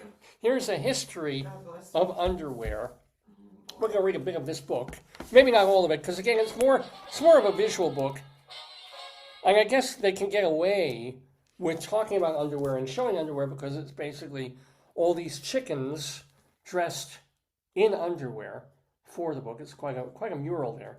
I don't know if it was Diego Rivera who did this on the bank building, but it's pretty special. For my agent, Jennifer March Soloway, thanks for championing, after 2.5 hours, I can't talk at all, this chicken book. And for my dad, who got me to draw my first chicken, that of course, from the illustrator Corwin Briggs. Published by Roaring Brook Press in 2022, printed in China, also, in Dongguan City, Guangdong Province, but this one is from, of course, New York, 120 Broadway. The illustrations for this book, speaking of AI, speaking of everything else, the illustrations were created with Photoshop. Book was edited by Emily Feinberg, designed by Mike Burrows. The production was supervised by Celeste Cass. The text was set in AAUX office, and the display type is Billy. You figure if the display type is Billy, they should use goats, but that's You have the just... Billy goat out there. Yeah.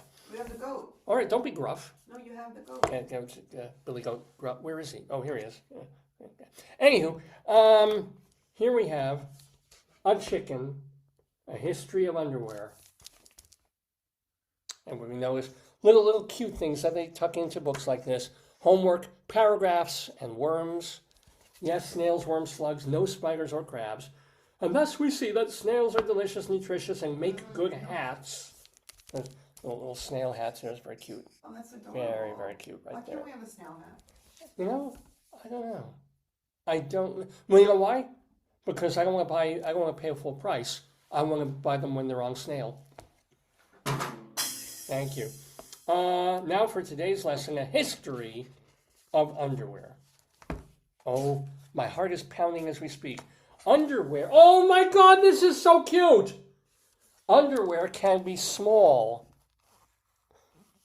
Isn't that adorable? No? That's so wrong. Or big.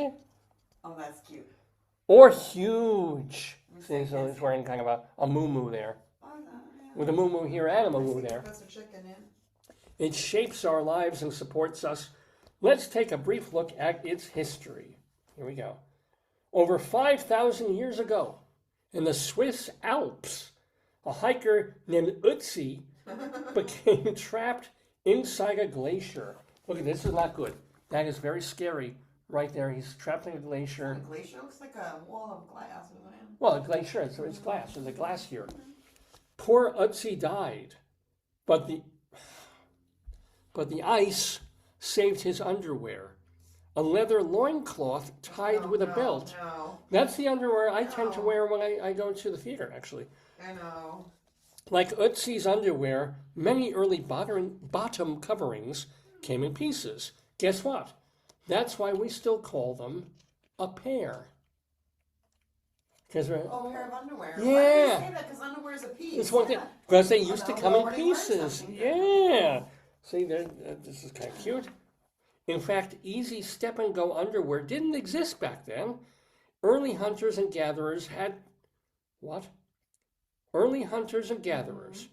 to catch their underwear. And I gotta say, these are some of the cutest cartoons I have ever seen. They're catching a bunny. That looks like a bunny. That's an under hair. Yeah. Oh, once collected, these animals' hides had to be dried, pounded, and smoked.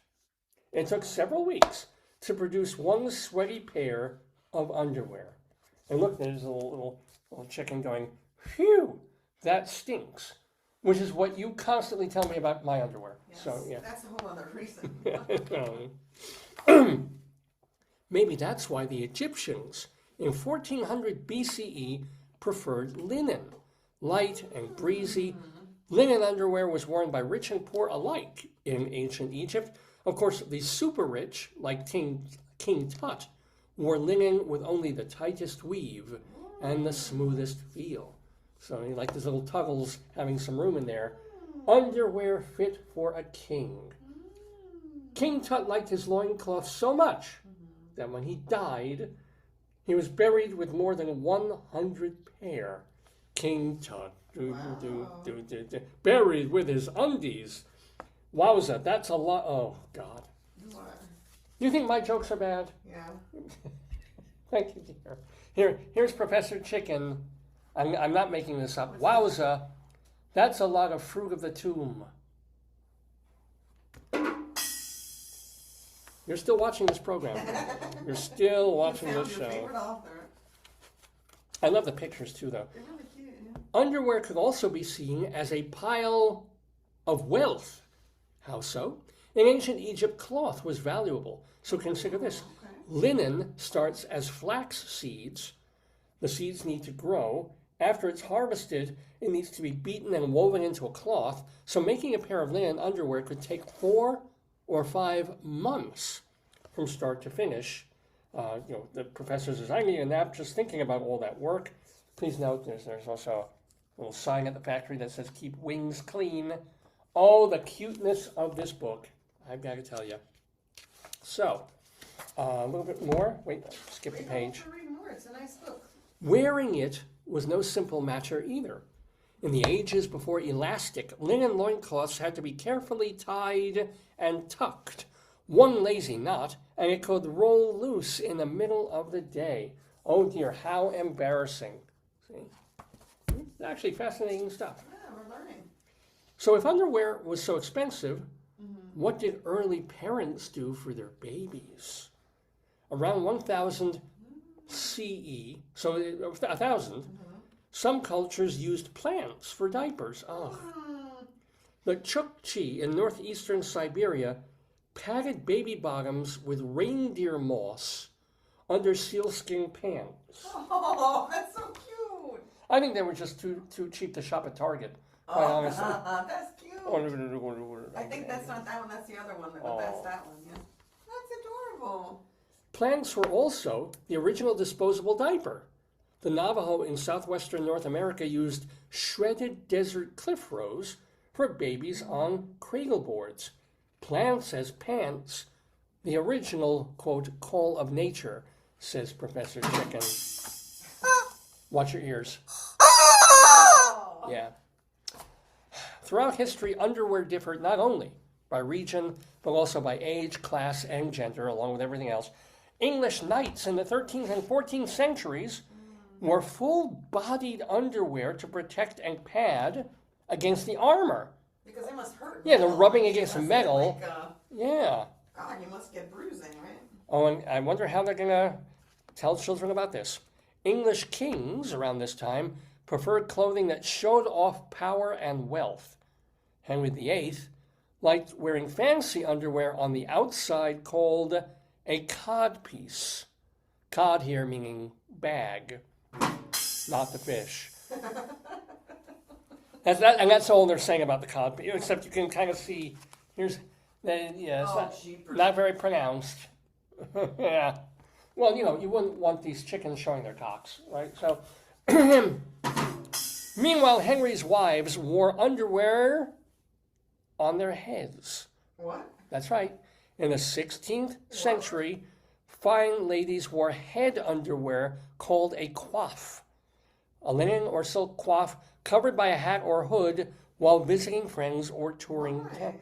I don't know, maybe it was hot, and linen would wick away the sweat from their foreheads, as one woman. Well, here's a chicken with one of those old snail shell things, who says, She's trading up, yeah. "You can crown me with underwear any day."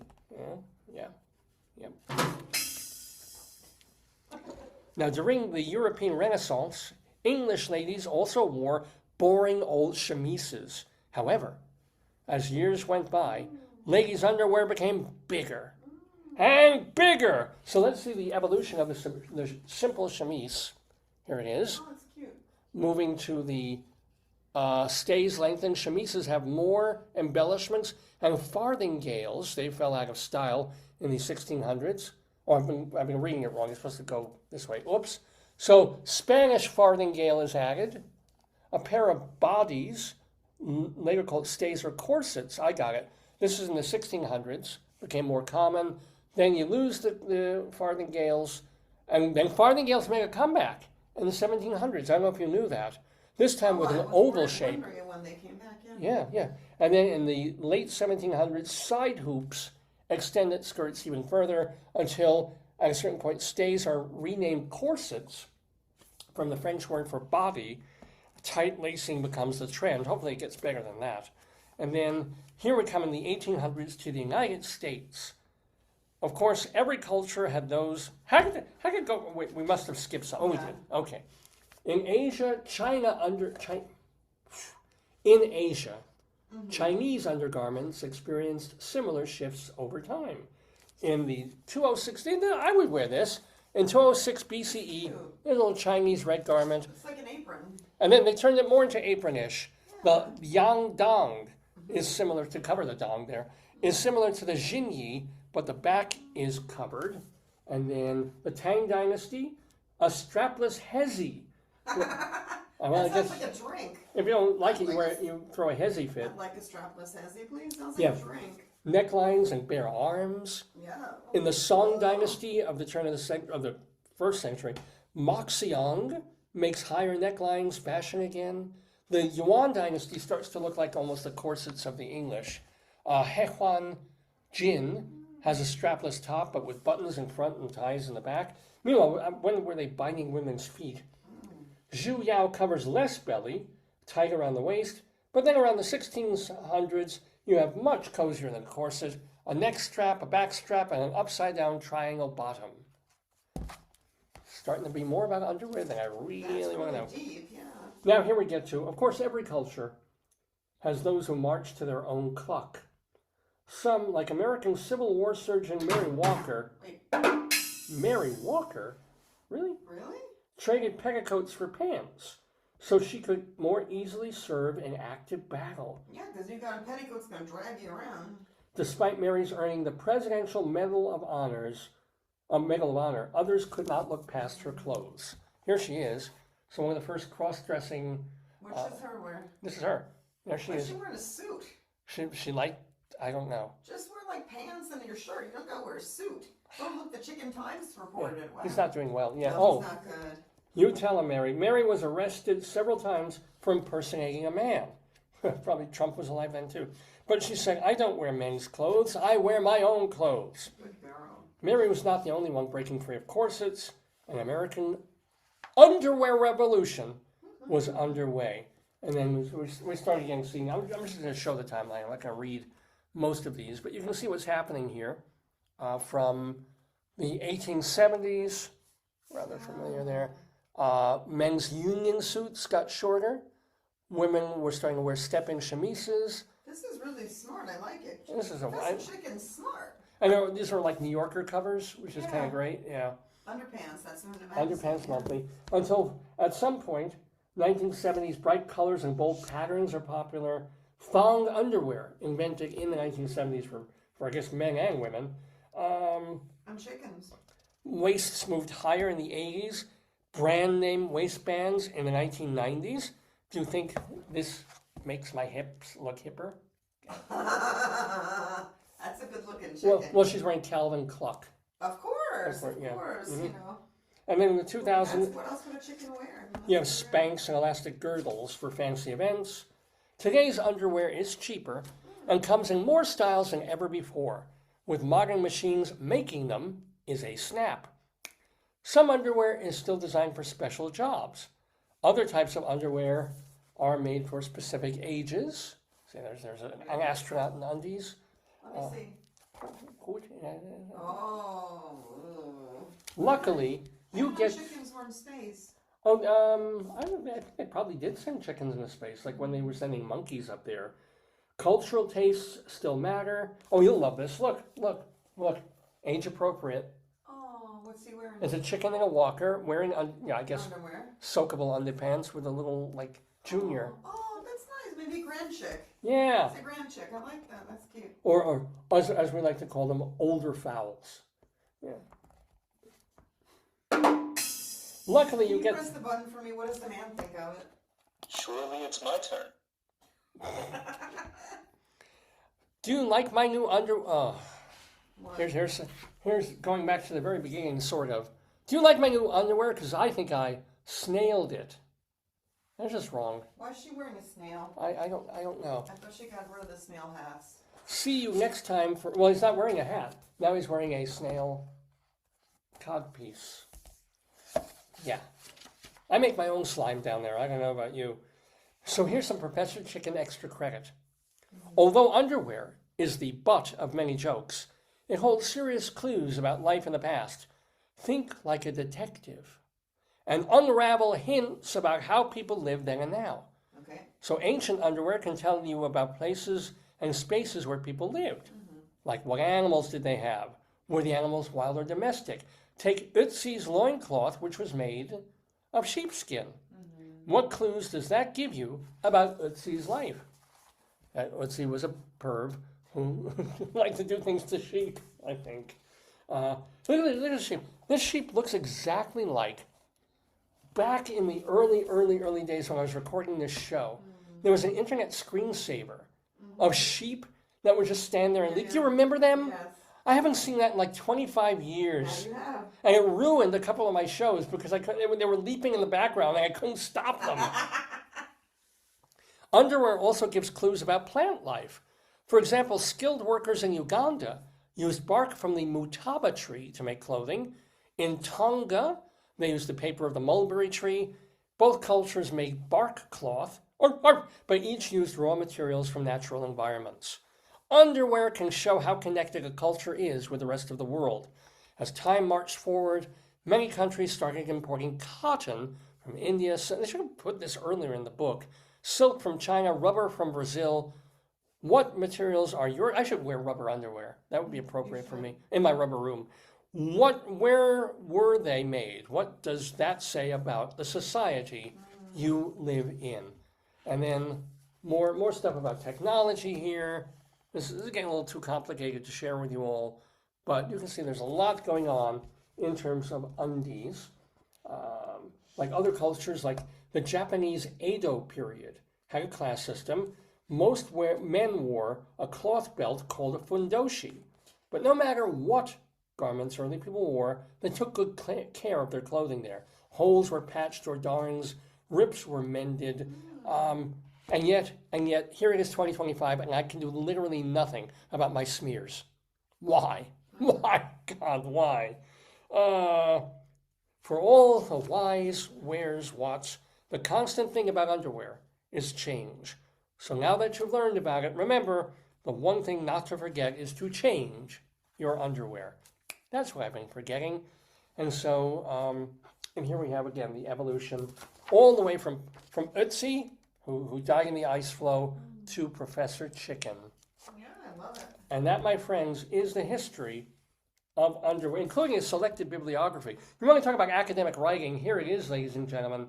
It's the combination of the chickens and, it's not an annotated bibliography, though, but it's just a plain old bibliography here in A History of Underwear with Professor Chicken. Here on Dave's Gone By, we thank Hannah Holt for writing the book, Corwin Briggs for illustrating it, and we're proud to share that with you on Dave's Gone By on this particular segment we call Storytime.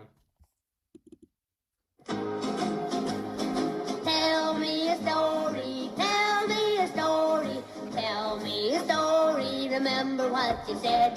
You promised me, you said you would, you gotta give in so I'll be good. Tell me a story, then I'll go to bed. All right, ladies and gentlemen, it is almost noon Eastern Time here in the neighborhood. You're watching the 989th episode of the Dave's Gone By show with me, Dave Lefkowitz, my adorable and wonderful wife. All of you watching at home, we still have our Colorado Limerick to do, but before we get to it, let us thank one more time our guest for the program, Devon Fulford. Remember to go to her website, definwords.com, definwords.com, to learn where to get her books, Southern Atheist, Oh Honey, The Skin Song, and Gulp, and also for samples of her work. You can also go to her Facebook page to see those aesthetically pleasing poems that she talked about and to learn more about her. And of course, we wish her much success trying for tenure, getting that second PhD. Academia is a wild world right now. But we're delighted that she was in the neighborhood, and we hope her appearance with Rabbi Sol Solomon will not cost her her job at CSU or her try for tenure out in Colorado. We also thank Rabbi Sol Solomon, again, of Temple Sons of Bitches in Great Neck, New York. But these are not the only folks who have appeared on this program over the many months and years that we have been on the air. We call folks who've been on the show before friends of the neighborhood, and they're like family to us. We want to let you know, hey, since they've been on the show, this is what they've been up to. So here are our friends of the neighborhood for the first Saturday in July 2025.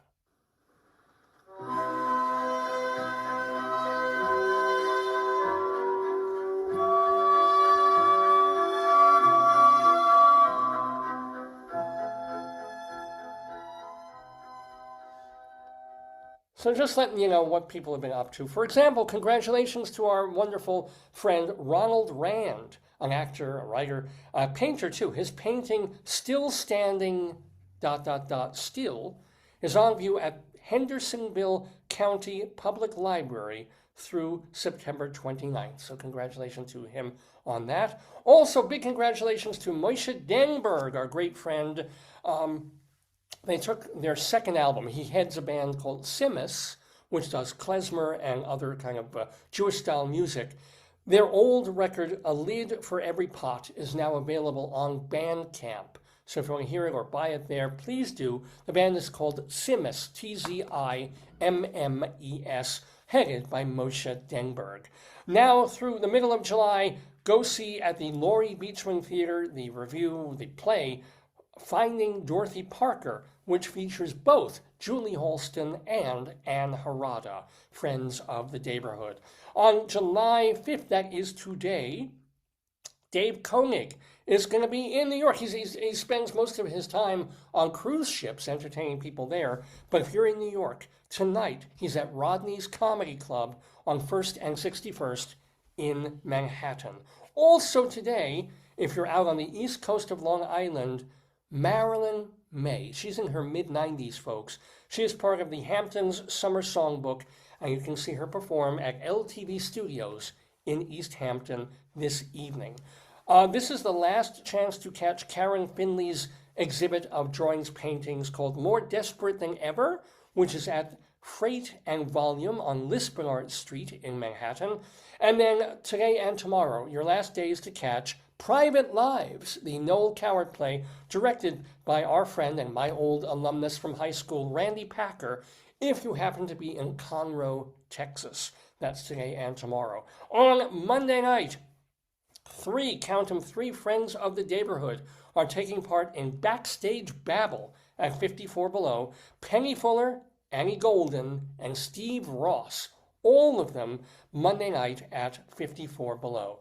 On Thursday, July 10th, musician Tony Trischka is going to be at McDaniel College in Westminster, Maryland. So yeah, might take a little drive down there to catch Tony Trischka. And then on Friday the 11th, Leroy Reams. He has a show, a cabaret review called Me and Betty, about his knowing Lauren Bacall, a.k.a. Betty Bacall, because she starred in Applause, and he was one of the featured actors in that 1970 Broadway show.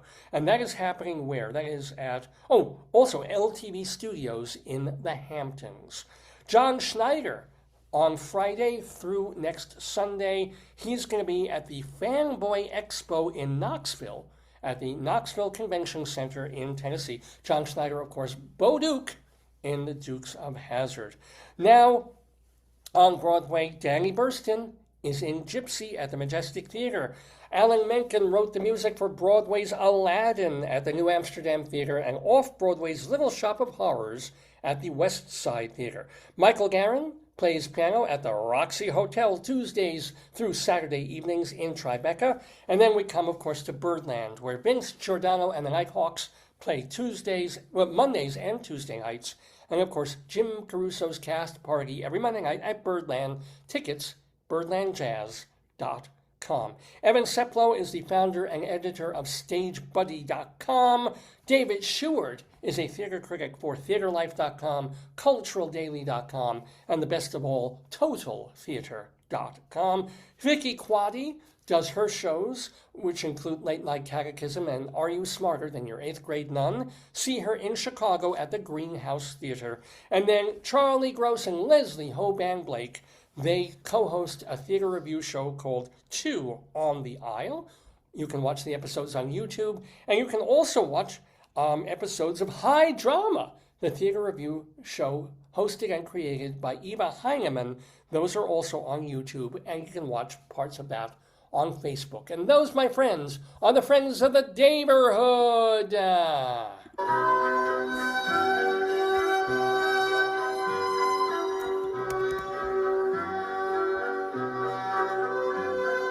Well, friends, we've had some fun today, haven't we, on Dave's Gone By in the neighborhood? I mean, this one?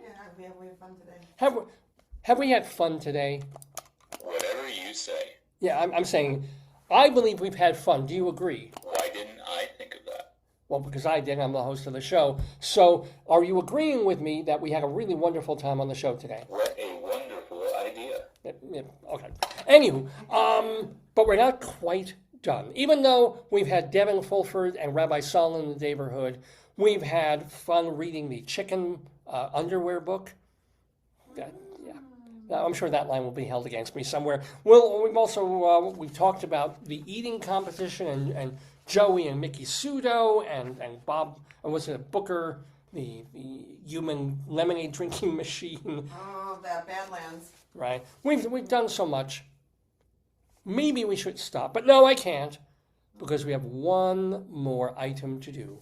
It is our Colorado Limerick of the Damned, because we lived in Colorado for a few years, and I began, for no good reason, to write a poem about as many places in Colorado as I possibly could. Yeah, just because we were there. And Limerick poems, 5-lined verse, where the first 2 lines rhyme with the last line, and then 2 lines rhyme in between. They're supposed to be funny, they're supposed to be dirty and evil, and I do my best every single week. We have more than 300 of them now.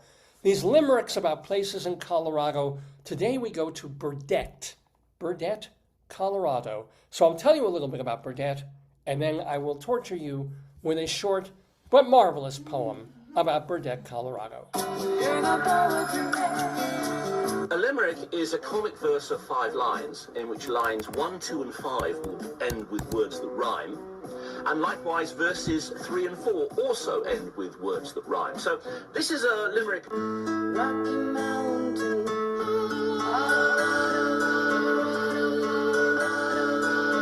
Yes, ladies and gentlemen, Rocky Mountain High in Burkett, Colorado, which is in Washington County in eastern Colorado, probably named for a buffalo hunter there named Bill Burkett. He built a shanty, and then the railway, as always with these places, the railway came in, leading to a post office. They even had a newspaper there called the Burkett Bee.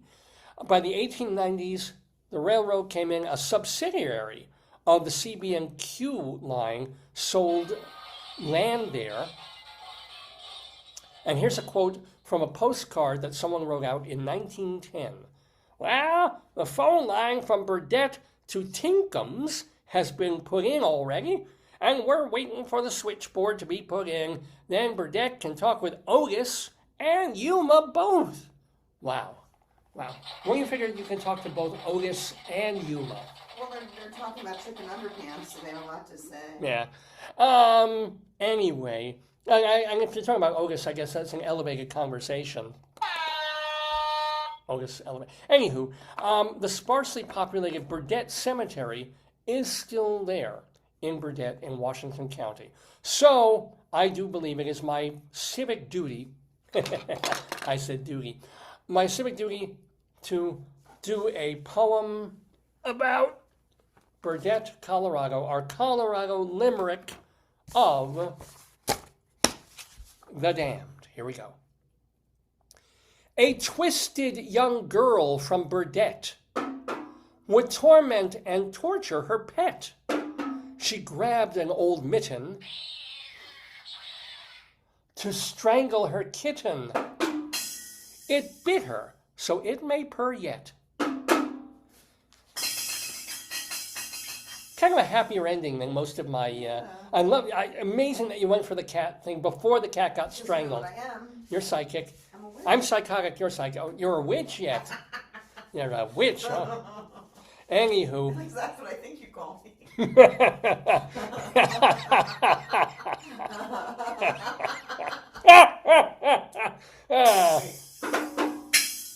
Yes, indeed.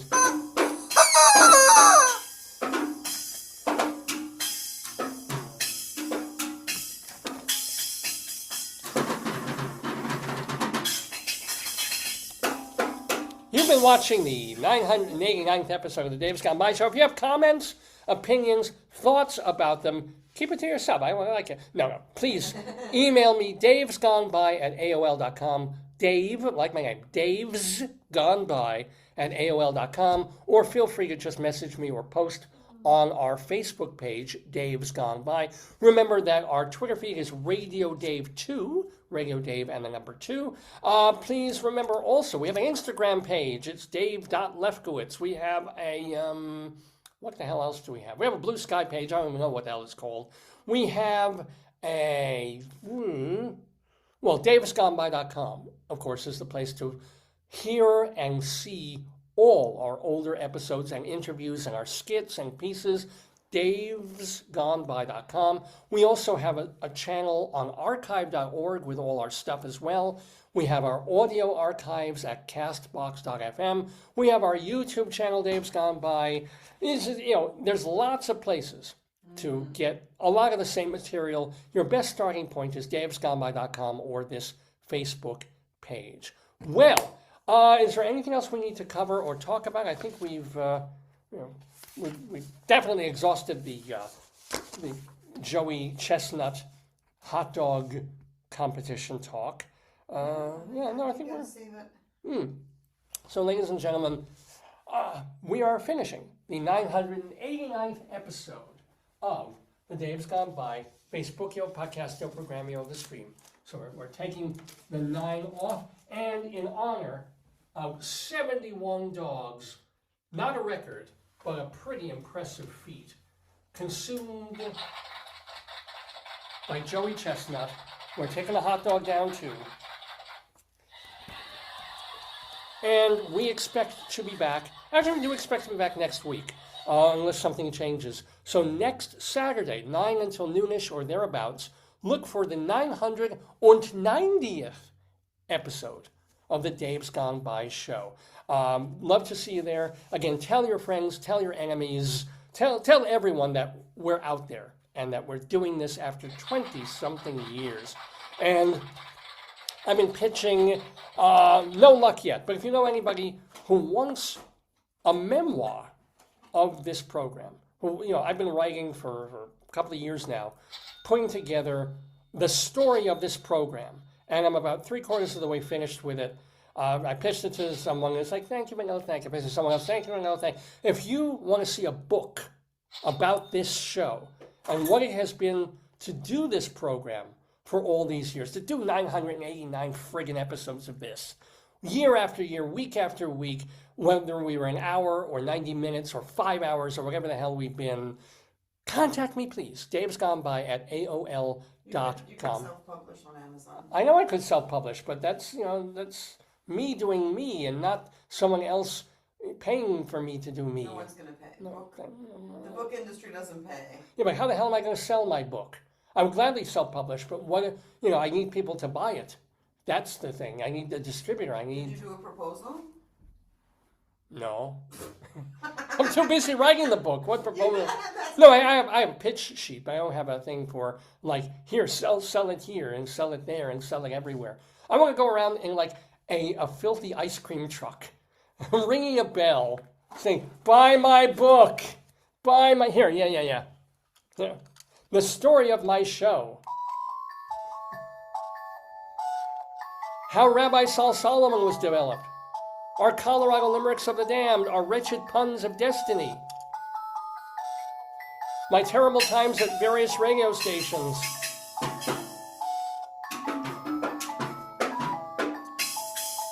And my wonderful times doing this program over many, many, many years with a lot of funny stories.